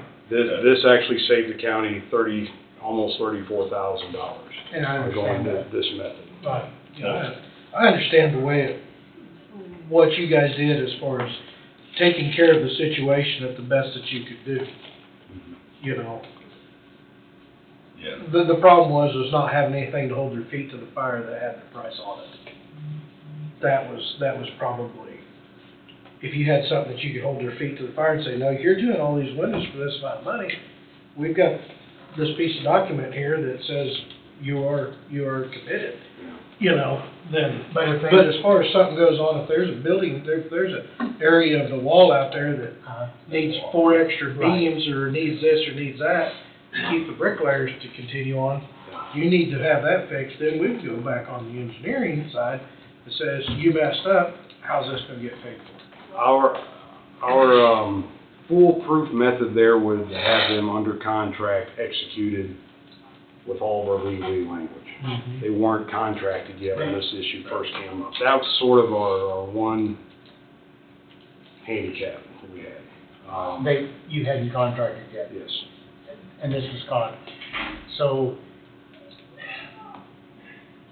the bottom line is that they could have just walked. They could. Right. They could have, and then we would be talking, either rebidding the whole package or talking to our second place bidder. They would, by this time, they'd have to rebid it anyway, so. And. It was handled the way it should have been handled, and in the time the mayor should have been handled. I'm not arguing that any at all. I'm just, my thing is here we are. I know. A month into We, it, we've got number we're one. not happy with it, it's just, Yeah. We're the ones held accountable. I don't know. Yeah. So, we're gonna hold somebody accountable for anything and everything. Okay.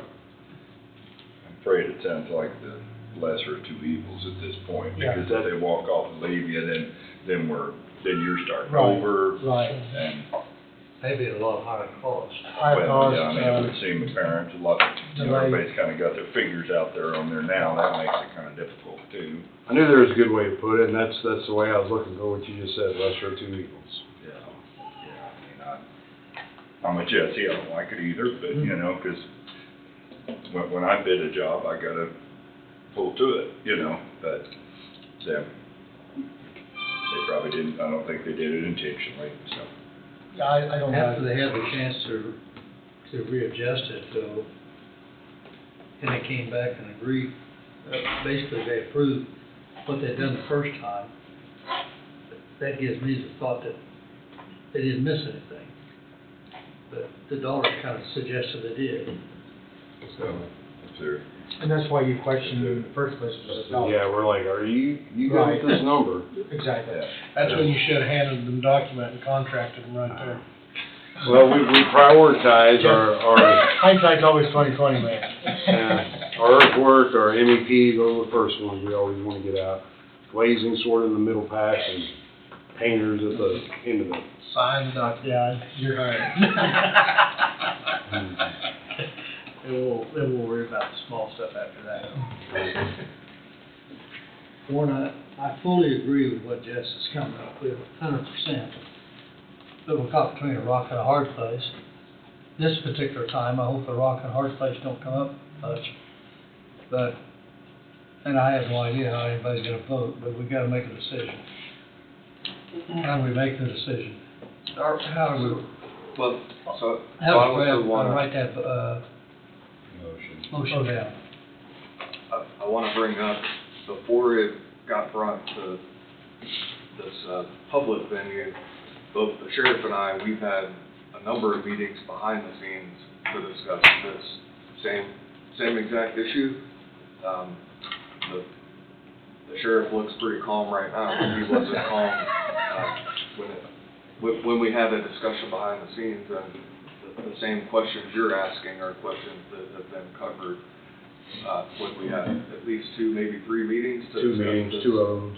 The Yeah. same topic, because it is a big issue, and the concern is this happens over and over again, which, I'm hoping that it doesn't, then, you know, the taxpayers are the ones that, are holding the bag with this whole thing, and although we've relayed multiple times, although there's a contingency built in, it's still taxpayer money. That's right. So, and you are responsible as the commissioners for the taxpayer money. So it was stressed, and why Warren's here is to go through and explain in detail, as, you know, be put on the center stage to explain exactly what's going on and to explain why it makes sense to move forward with what the proposal is. And on 4 hours of sleep. I'm with you. Well, I couldn't sleep last night, that game got me all worked out. well, and you're sitting up here in the hot seat, but we take our side of it very seriously too. Understood. And, you know, and we get a little of that hot seat, and lots of other grumbling that none of them saying anything, but we're trying to do our very best. You understand that? I understand, Not yes. trying to just sit here, Yes, sir. you know, jump all over you today. And we do know that you're trying to do the very best, and we do understand that there's got to be decisions made out in the field, that you can't wait Yeah. on us to We gotta say a move yay or on, a nay. you know. I mean, that's just part of the job, no matter what you do, and this is a public, it's not like we're working for our own business, but we're responsible for the whole county, Mhm. but you're doing a good job, and I know you're in the hot seat. That's what I want you to take away from All that, right. you know, that we appreciate. These guys are doing a good job. I'm Well, just, your team You're is doing just a good whipping job. me around. Yeah. Well, and that's why I say, people gotta be held accountable for their actions. If you messed up on it, comes out of your pocket. She messed up on it, comes out of their pocket. It doesn't come out of our pocket. That's what I'm going at. I understand. If somebody I get it. ruined the soup, I'm gonna figure out who ruined the soup, and it's gonna cost them, not the county. They're gonna eat the soup. They're gonna eat the soup. So normally, the change order request like this, and you can correct me if I'm wrong, wouldn't be brought up in this type of format because of some of what, needed to be discussed in Yeah, our prior conversations. This The one was recommendation unique. was, that's why they're here. And Right. I think for your satisfaction as commissioners and for the public, you have people who are watching, and paying attention to what's coming in, and this was a result of that. So to answer your question, Don, a motion needs to be put together, and I was in the process of doing that until the battery died on this laptop. But basically, a motion to approve change order number 1, that in essence memorializes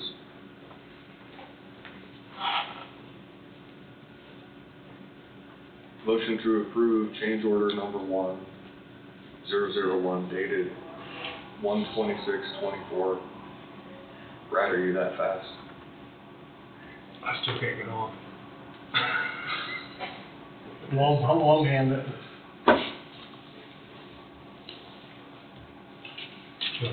Motion to review change order, is it number 1 or number 001.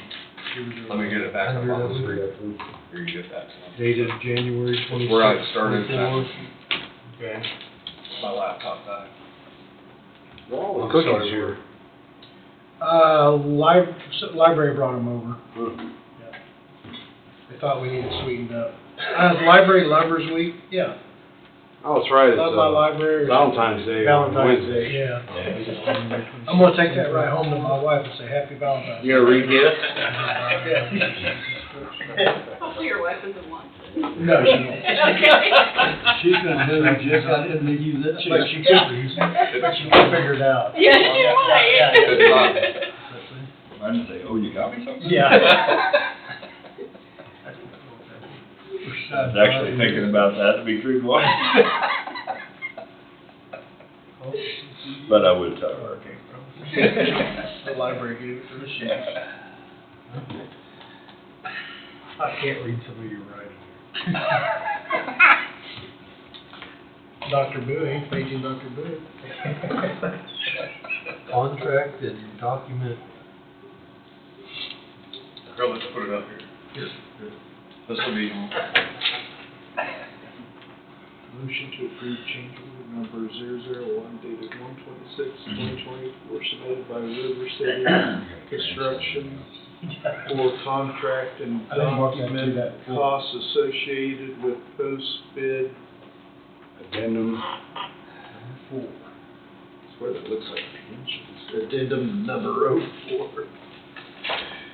There's one word we can't figure out. What is this? Document revisions. Revision. There we go. He knew that. He just wanted to see if you remembered. Yeah. Makes sense now, doesn't it? That makes more sense.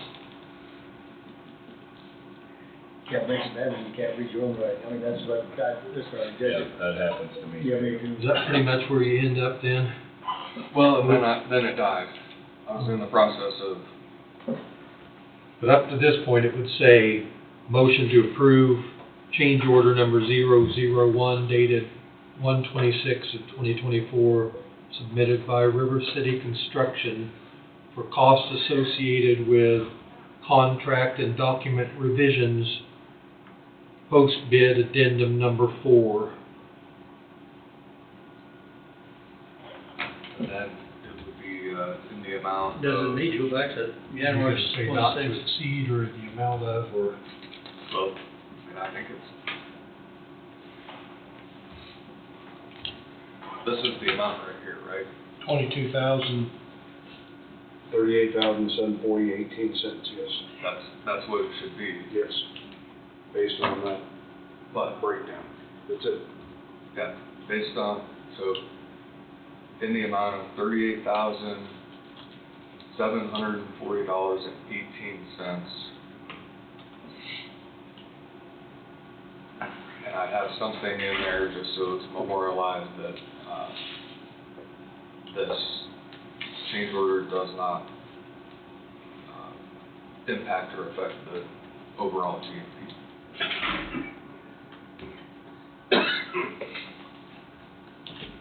Right, so you can read it, because you'll read the motion. Or Wade can read the motion. That's, Well, I probably won't be able to read his right. You guys can do it. And this change order does not affect the overall what? GMP. And Mark can put it in the paper and then we can read it off of there.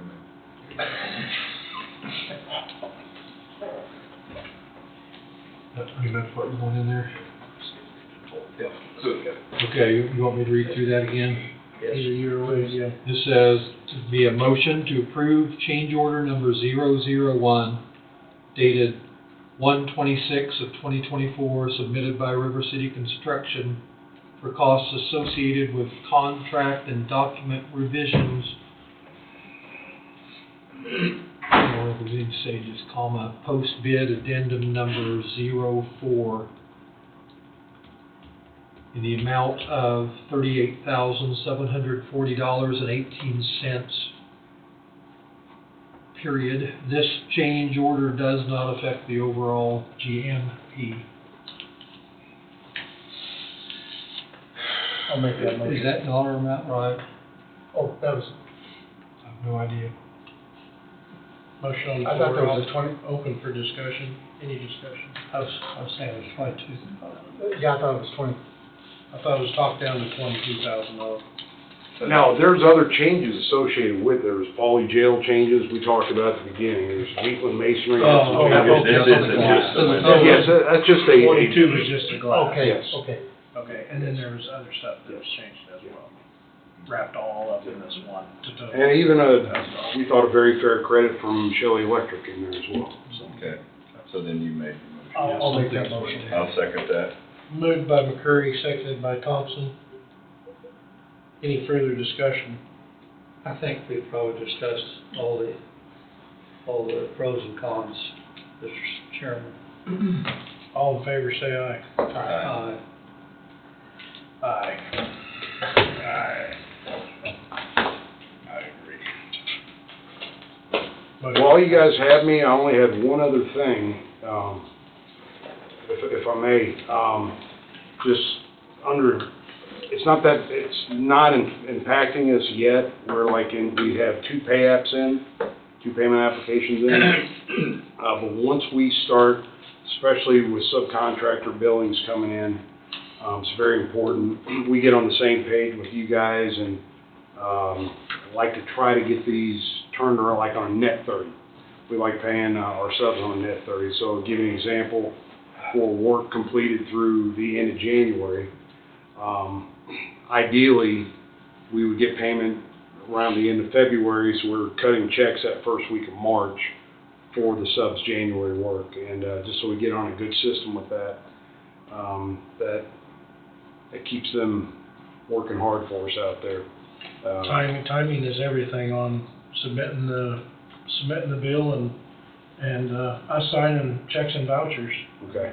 If a person misses, I mean, we can have, my mind just went blank, special issue checks.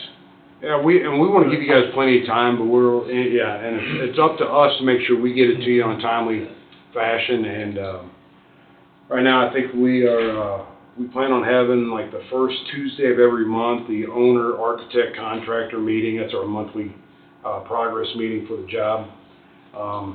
Ideally, the architect Goldberg has the pay app before then. So when they're here, they can review what we're billing for. Get that back to us in a timely manner, and we'll send that off to you guys. And then, I just wanna get on a good system. Like I said, right now, it's not really affecting anybody, but, we're gonna have some bills that are gonna be So you've got one. almost $2 million, we could have some $2 million bills out here, so. You've got two of them sitting in this envelope right here, Okay. totaling $600,000. Yep, that was our first pay app, and then our second pay app, I know we had, Skillman had some costs in there, and Concrete Unlimited had some costs, so. That was it. And we talked about those timelines during our meeting with, I think maybe there was some confusion on when the county paid out, and we talked about that. And ideally, if the county gets something by the end of the second week, it can be presented to the board the third week, and it may make the most sense for it to be a special issue, so that they can then receive it, because then it has to go back to River City. They go to us, and our office cuts checks on Tuesdays, and, yeah, it's a process. Yeah, we got invoice dated with 1/1 and 1/31. I would assume you'd be your invoice dates. It sounds right, doesn't it? Yes. So if the county gets something in the middle of the month, and then it doesn't make it to Goes over the the board next until month. the end of the month for checks and vouchers, and then the check doesn't get cut and make it to River City and, Illinois? Yes. Is that right? By the 10th of the next month, then you're already behind. Now, can I ask, do you guys, as a county, does Coffee County do like an electronic funds transfer? ACH, probably ACH. I don't Okay. know if I know they direct deposit, That I don't. I know they do direct deposit for paychecks. Who do we talk to on that? Angie's office? Yep, that would be, I don't know if Brad would know. I don't work with the payment stuff. Jessica and Terry. Angie would know that. Okay. Terry does And she does it with payroll. This used to be in Jessica's Naloo over there, and Kroll's office, the treasurer's office, around the corner. Some people don't do it, but if they do, I think it's just, But if you're gonna be around, we could go in and talk with them about that and see what they'd have to. okay, while you're here, whatever. But I don't, I mean, they'd have to have it signed off on in here. And then I don't know if there would be costs associated. You'll need with that. right, and we'll have to get information from Colleen Miller and, You can have all your routing numbers and everything, bank name. But if that's something we can do, then it would make sense. We've got, yeah, we don't want it to be a hassle, but if it's easily done, we'd prefer that. Because mail does get Oh, lost. it's great. Getting worse. Right. And this check will be going from here to East Peoria, Illinois, so. It's in here. That's if it makes it. Right. Well, Tied to a leg of a pigeon. Warren, I don't know whether this is a fair question for you or not. You know, we've got funds set up, shouldn't say personal, but the county funds. We got the first $10 million of bonds. When are we gonna get to the point where we absolutely need that second set of $10 million? So you'd like maybe some type of, projected, payment idea. curve or, yes. When we need that money back, we need to be talking to Joe and some other, the bonds people. We can provide you that, and I've already got the thing already made up.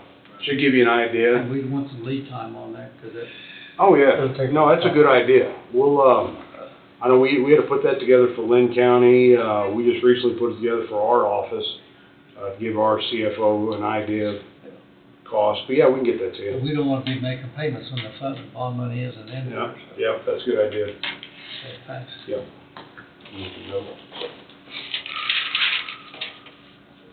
We've got to sign these today. I don't know if it needs to be mailed out or it can be. Do you go, you're in Illinois, are you at the home office? No, I'm in Ashland, Missouri. Oh, okay. Yeah, that's our accounting offices, and we only have one accounting office.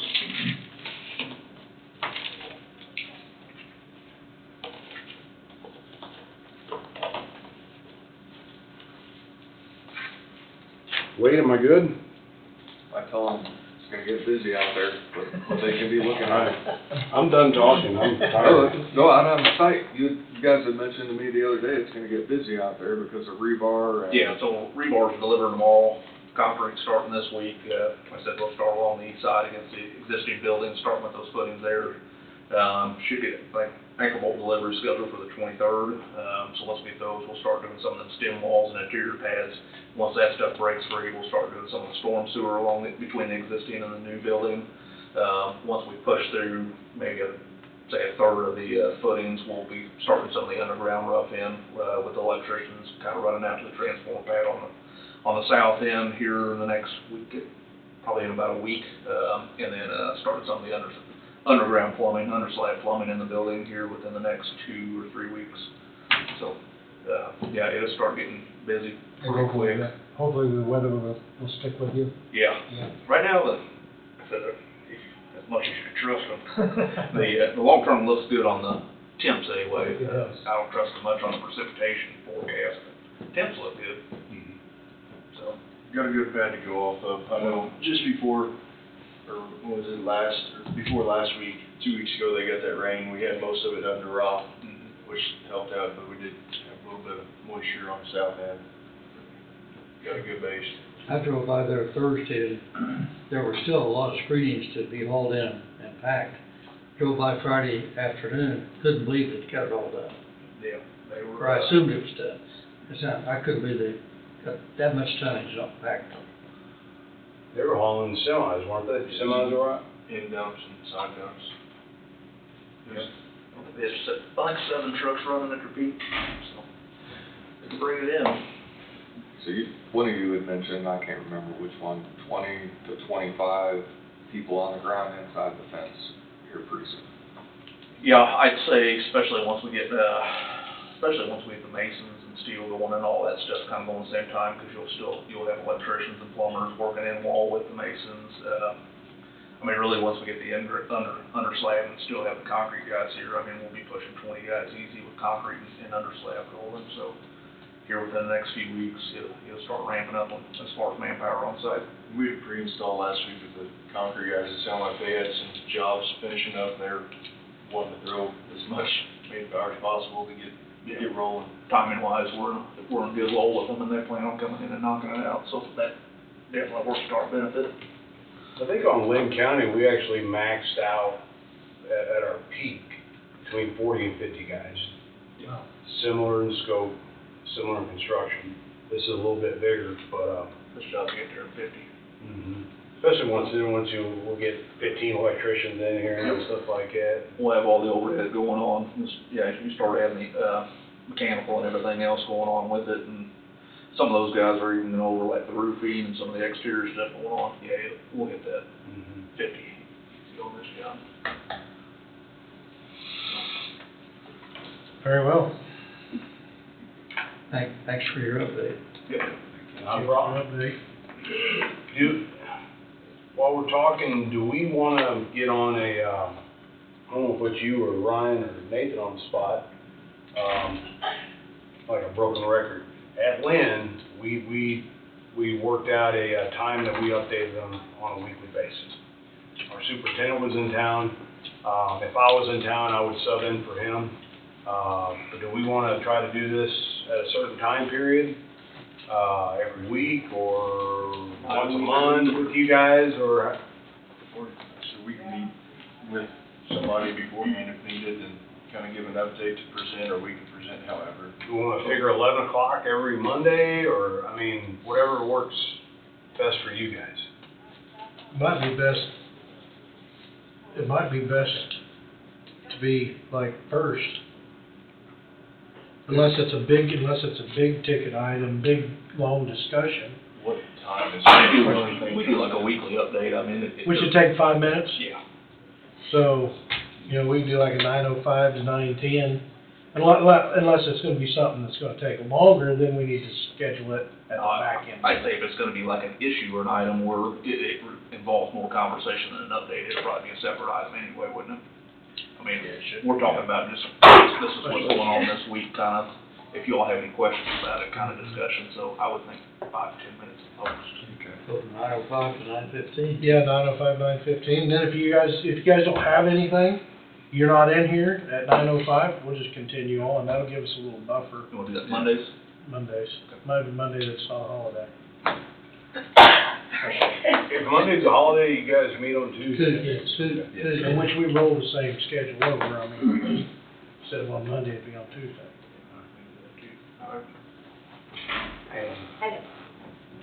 If you don't have anything, we'll just roll on with our normal agenda, Yeah. call it good. So put you on weekly, just automatically. Yes. You order 9:05. Is that all right, is that all right with you guys? I'll be order sometime. Okay. I'll be here all Just, day. I don't know, driving any, hit traffic in Kansas City or? If something like that were to happen, we'll reach out. I mean, I know I'm usually, just normal time, 8:45 is pretty easily done, unless it's like a couple weeks ago, I had a flat tire. Yeah. Right. One other thing about it, 8:45 getting to work? I'm here by 7. Oh, okay, the thing about it is, though, if something comes up unforeseen, just get hold of Angie and let her know what's Yeah. going on. Right, just move on, yeah. Move on. I No, think we'll keep that's you how I on, remember to- one of the speakers. He will. Okay. Very good. Thank you. Thanks, everyone. Good to see Have a you good guys. week. Yep.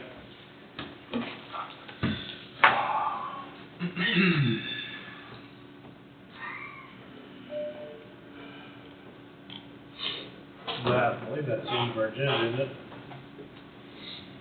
Yes. Gosh darn it, sorry. I just walked in, something hit me. That's what, I've got I'd to be do about allergic 3 or 4 to us, times too.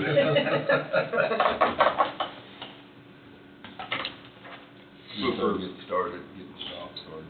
For clarification, I was trying to put it back up there, but there was an $85,000 post-bid allowance, and then that's where what we just went over was covered within. It's where the 36 something come out of. Yeah. So, Wheatland Masonry for subcontractor costs, where things change, and I'm just gonna read it off because I can't get it to connect again. $1,639, Haas Metal Engineering, no change. IBC Carpentry, $21,425. DH Restoration, $7,141.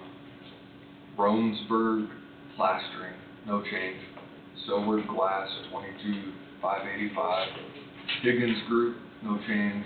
Always Faithful Painting, no change. Bitsum Commercial Flooring, no change. Desco Coatings, no change. Holly Jail Building Company, $38,813. Sunflower Restaurant Supply, no change. TK Elevator, no change. Conley Sprinkler, no change. McElroy's, $45,309. Shelley Electric, a reduction of $15,002. The net total, $121,910, and then the $85,000 bid allowance, which then turns into the $38,740.18, which is in addition to what the number is over the $85,000 bid allowance, and then that $38,740.18 is the contingency, if all that makes sense. So I just wanted that to be out there. It was up there. It's unfortunate, but I think doing it the way it was done was the way it needed to be done and explained, and very good. But I will tell you, the conversation that the sheriff and I had with them behind the scenes was very similar conversation to what you brought up, that although it makes sense, it doesn't make sense. That's what I say. Are you good with that bid? You sign here, done. Now you come back to the problem, it's your own problem. That's what bothered me. It wasn't anybody else's problem but ours. It was our problem. It was coming out of our money. That's taxpayers' money. It was. I know. It should come from River City, or it should have come from Goldberg. Somebody messed up somebody did something. It's either two replaces that should have went to. But Yes. We'll move on to the next one. Right, so, We're a round table, unless you've got a pile of it. And then we'll go to lunch and see you on. Fortunately, my pile, we looked at through the road use agreement and then with this change order info. Wade brought to my attention the pasture lease agreement that I'm gonna be revising and presenting hopefully within the next week or so that can get finalized, signed, and move forward.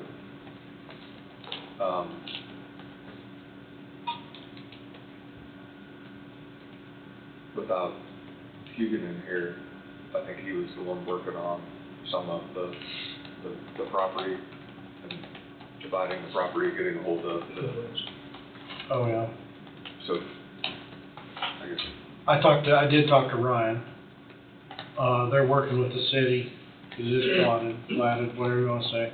He's working, I'm surprised he didn't bring that up, but he is working with the city to get our crew out there and get it signed off by the engineering crew and for you to get that done.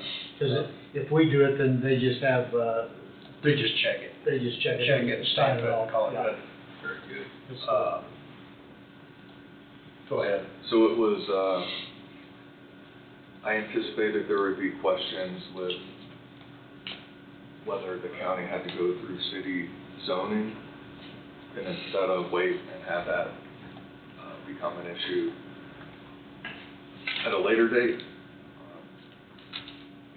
I happened to be in contact with the zoning administrator for the city. I asked, apparently the city was already aware of what the county had planned to do. I mean, people watch these meetings, they see it in the paper. It was above the fold in the paper as well.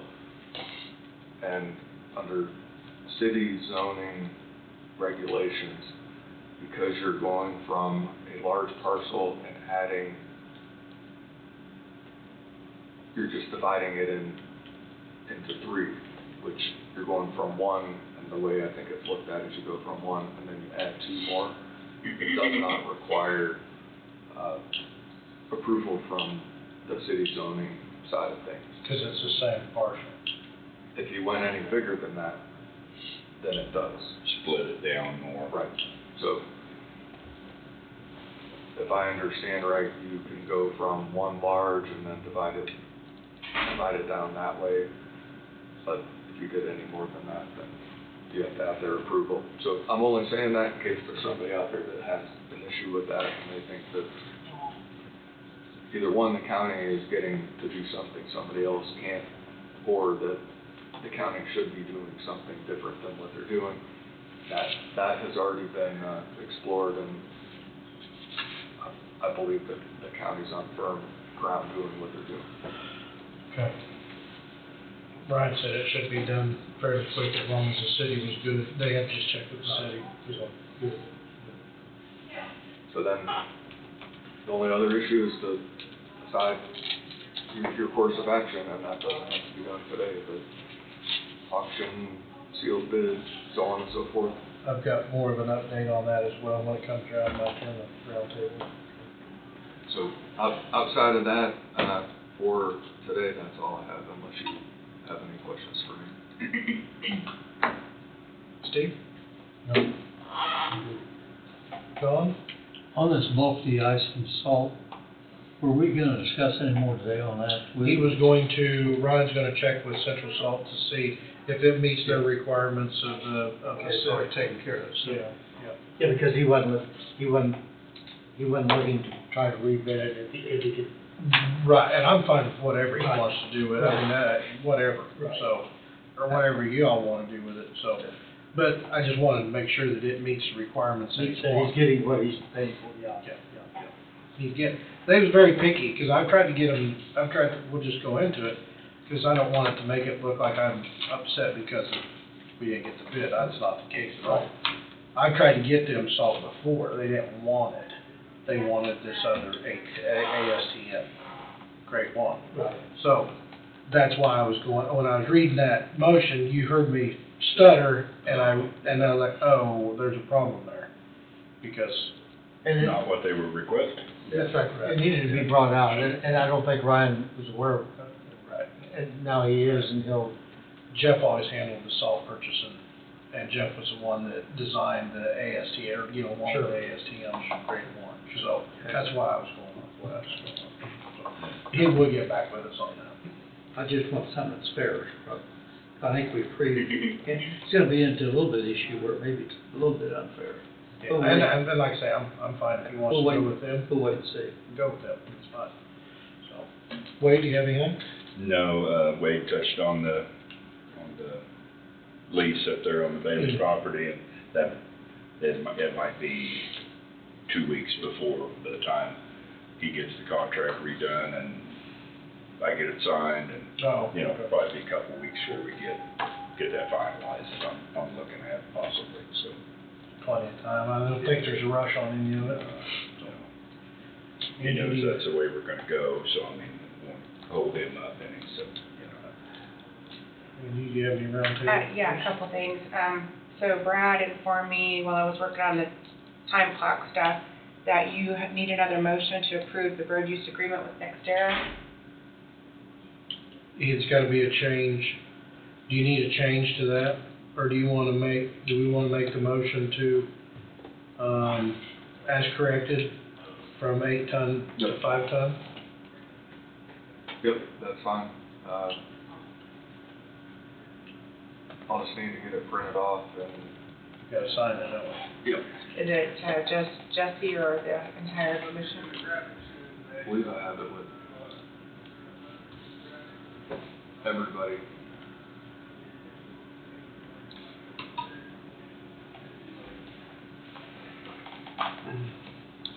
So if you give me, do you have anything else to cover? Yes. Okay, while you're doing that, I'll go make this change real quick and then I can print it off and bring it back.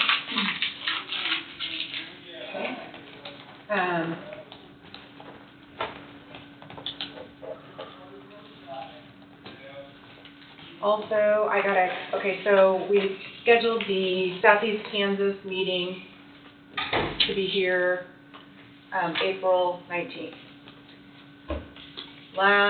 First part of last week, I got a call from Franklin County that they have commissioners interested in coming, but apparently the Kansas County Commissioners Association meeting is gonna be like within a couple days of that. oh, it's, In April, and they didn't have it on their website because, I guess Franklin County talked to KAC to find out or whatever, and they said, yeah, they hadn't put it on the website, so I didn't even know. So my question is do you wanna move it down it a week or back a week, or do you wanna leave it where it's at? well, if we leave it where it's at, then probably we won't have the participation because of that, There'll be some that'll go out there. She said she had some commissioners that wanted to come, but they're gonna be going out to that meeting. So right now, we've got 8 commissioners that are coming, but I don't have everybody, still hasn't turned in their stuff, so. Easter's in March, right? Is Easter Sunday the 31st? I don't remember. Let's see. I don't think there's no time. Yeah, April 1st.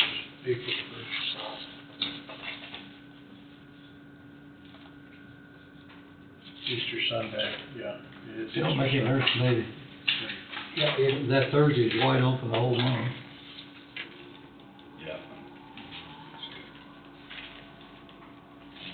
And I didn't know if that's gonna be scheduled that week. Do any of you want to go out to that conference? Let me see where all it's at. I didn't get to look that up.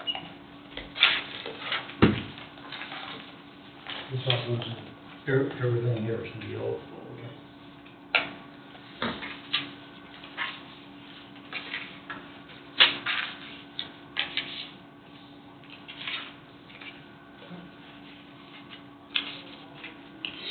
Okay,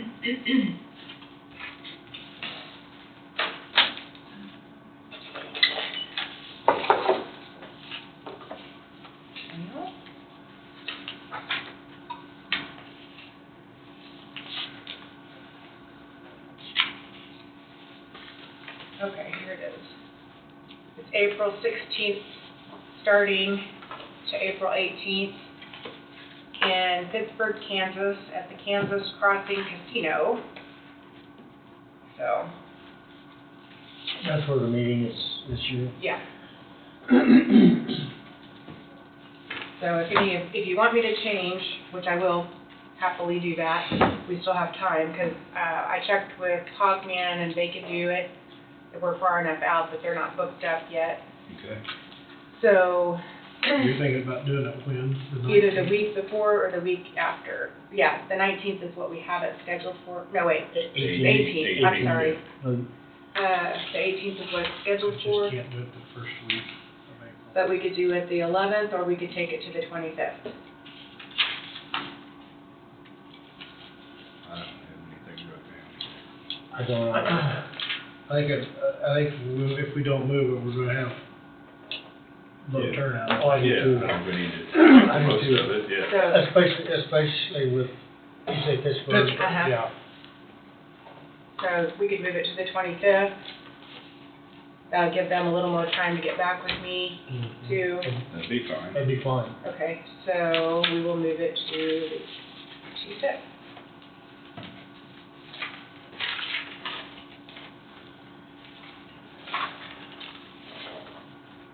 And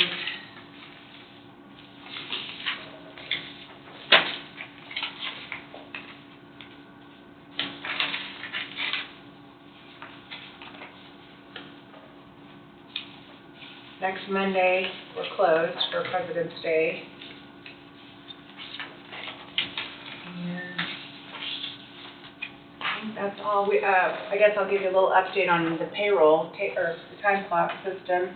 I'll be sending an email out to all departments also, but, initially when we went live on the 23rd, the past training numbers for hours and all of that was supposed to be cleared out, which I found out 2 weeks ago it was not. So I've been working very diligently to work with CIT to get that cleaned up. So that is all cleaned up now. Then the comp time module was supposed to also be up and going, but it was not. And so I just finished up this morning getting that in. We still may have to tweak some of the comp time because there's different comp times that different people would get. So like you might have a road and bridge guy, for instance, would maybe work overtime and he would be due time and a half. Instead of comp time. And for comp time. Oh, okay. For his comp time if he chose that over overtime. But then you might have, say someone that is, I want to use like an employee that works 32 hours. They might work over that and they would get an hour of regular time comp time instead of the time and a half because it's not over 40 hours. So we've got some tweaking to do on that, but we're... But that can be done. Yes. But right now, we've got all their accruals in, so all of their sick, vacation, comp, anything that they've accrued is in the Time Clock Plus system. So as they use it, they'll be able to watch that. So, it's moving along. Like you're gaining. Yes. Is So, this what needs to be signed? Once the motion's made. Oh, I'm sorry. I was just sliding it around. I because I didn't want to walk could be through. wrong, but here's an invoice for Tim Johnson, $1,500. We've signed one at month end. yes, you did. He has not received that check yet. It's been 2 weeks. So he called about it, and, well, we talked a few days last week. We checked every day, did you get it in the mail today, did you get it in the mail today? And he hasn't gotten it yet. So we can't stop payment on it yet because it's under 30 days, I guess. So I said, well, we can reissue it. And I told him when he gets it to bring it back to us so we can void it. So we'll keep Just- track of that. I think it's the last check we signed. Yeah, Last- yeah, We're moving that meeting until the 25th. yeah, the 25th. Doesn't matter where we have it, I was just getting this for verbiage for Oh, Angie. yeah. Okay. But, And that's the second meeting, correct? the Southeast Kansas Yeah, meeting, yeah. So, since we've moved that now, do any of you want to attend that meeting in Pittsburgh so I can get you signed up?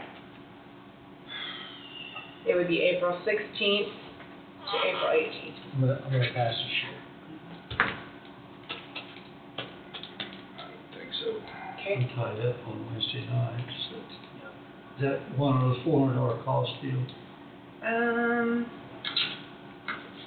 What? Most of the time, getting more cleared out visit with others.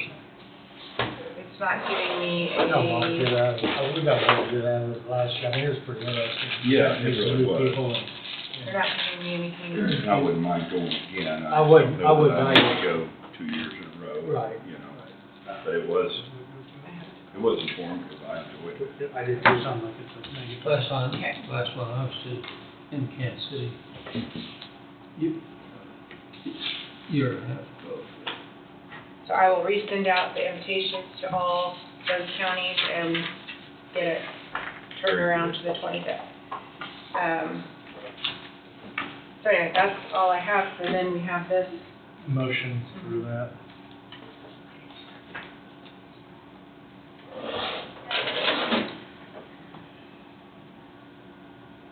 So basically,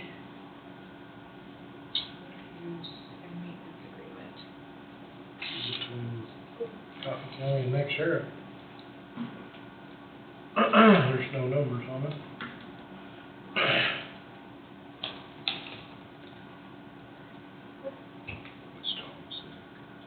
Yeah, some issue with stomach flu or something. Not feeling very good. It sounds like you guys came up to a consensus. I mean, you met in the middle. I mean, both parties had issues and then were able to work everything out.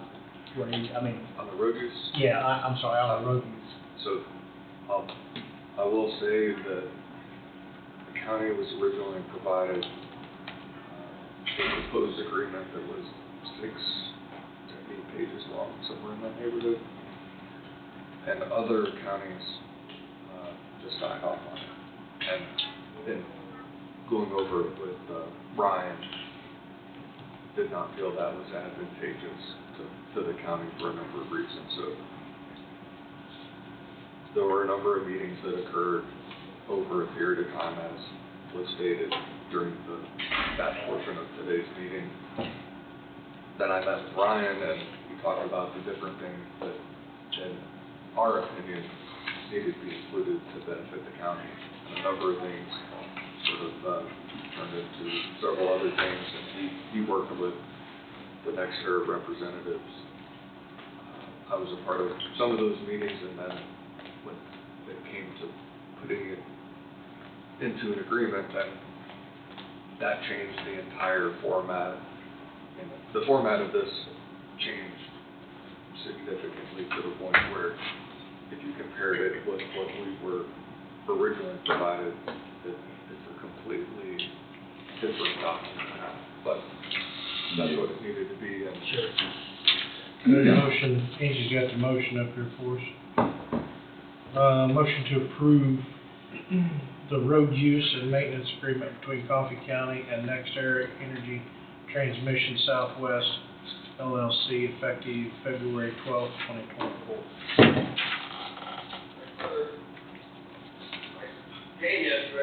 I'll make that motion. Who moved? Steve, I'll Steve. say.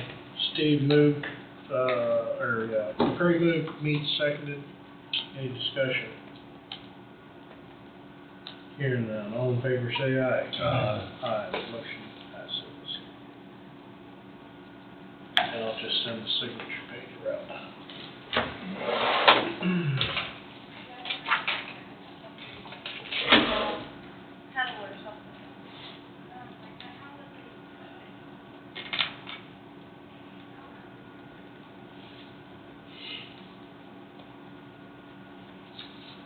I forgot what I was gonna bring up the roundtable. Or something was gonna, yeah, what was it? Oh, gonna talk about more information about selling that property. Oh, that's it. So I talked to my person and, they would do it online and then have an auction date in.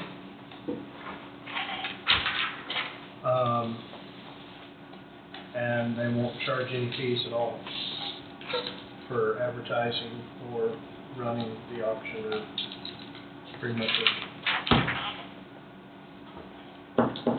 He's gonna do that for us. Would that include, setting a base bid, or do you care? I'm just,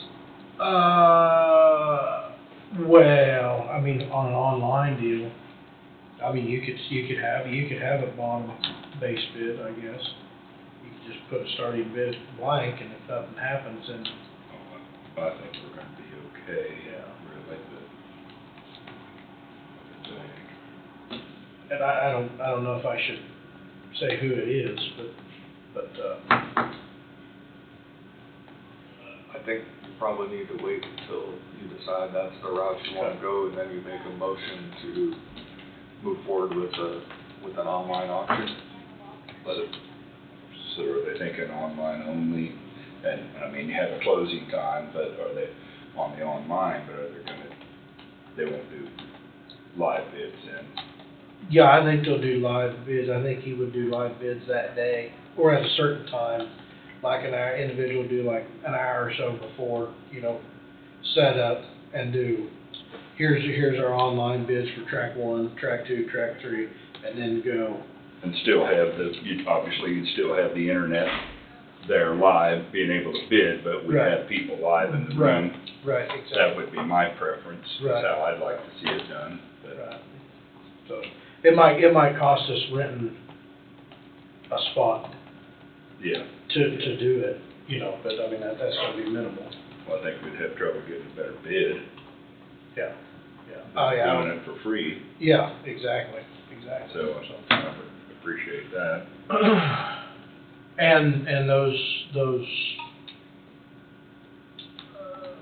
big bid tactics would have been, what I asked the individual, and I was told absolutely be the best way to go about it. Instead of, the individual said a sealed bid would be good, but once you get that live feel in there, people get to competing against each other. So there'd be online bids, and then there'd be a true auction and then we'd need a spot for people to go. Come in and do something. Yeah, I mean, like- the ones that's over, the individuals that it's already over on the online auction, it's already over that Sure. price, they're not even gonna show up. Right, right. And so. So someplace like, I'm just curious, like Kelly Park or. Yeah, Kelly Hall or the library Oh, or right. the Neutron Community Building. Oh, or- yeah. 4-H or whatever. Yeah, 4-H building or something, yeah, I mean. probably do that on a Saturday. Yeah, do it on Saturday afternoon, evening or something. Then you get people You coming get out. you get your people coming out, right, on the weekend. Yeah, I don't know, I mean, I really see no rhyme or reason of times of auctions, especially land auctions. A lot of your land auctions are at night, and it They seems are. like a lot of them are Tuesday, Wednesday, They a are. day that there's not any basketball games or something like that going on, so. That would be my preference. Or a person just set it up, advertise it for 30 days, and do a bid, just rent a place and just do an auction. Just do an auction, not even mess with the online. The online's gonna last a while, I'd say within 30 days you'd be done. Yeah. Do 2-3 weeks online, advertise it online, and then. Even if they even bid just for a week, once you have your advertising, Right. plenty of time ahead of time, but bidding would only need to be open for a week, typically, what a lot of them do. Do we need to put some flyers out? With time. Yeah. Yep, Is and that flyers and fine? everything. Yeah. Yeah. And I don't mind paying for the expenses of the advertising. I wouldn't mind paying for that.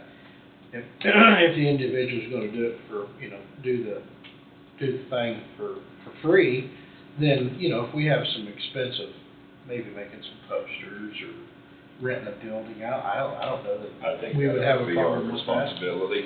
Right. Yeah. I don't feel they should. I think that should be our Oh, I do too. responsibility. If they're not gonna charge you a Volunteer to do it percentage. for us. Yeah, I would too. I wouldn't want to lose any money. No.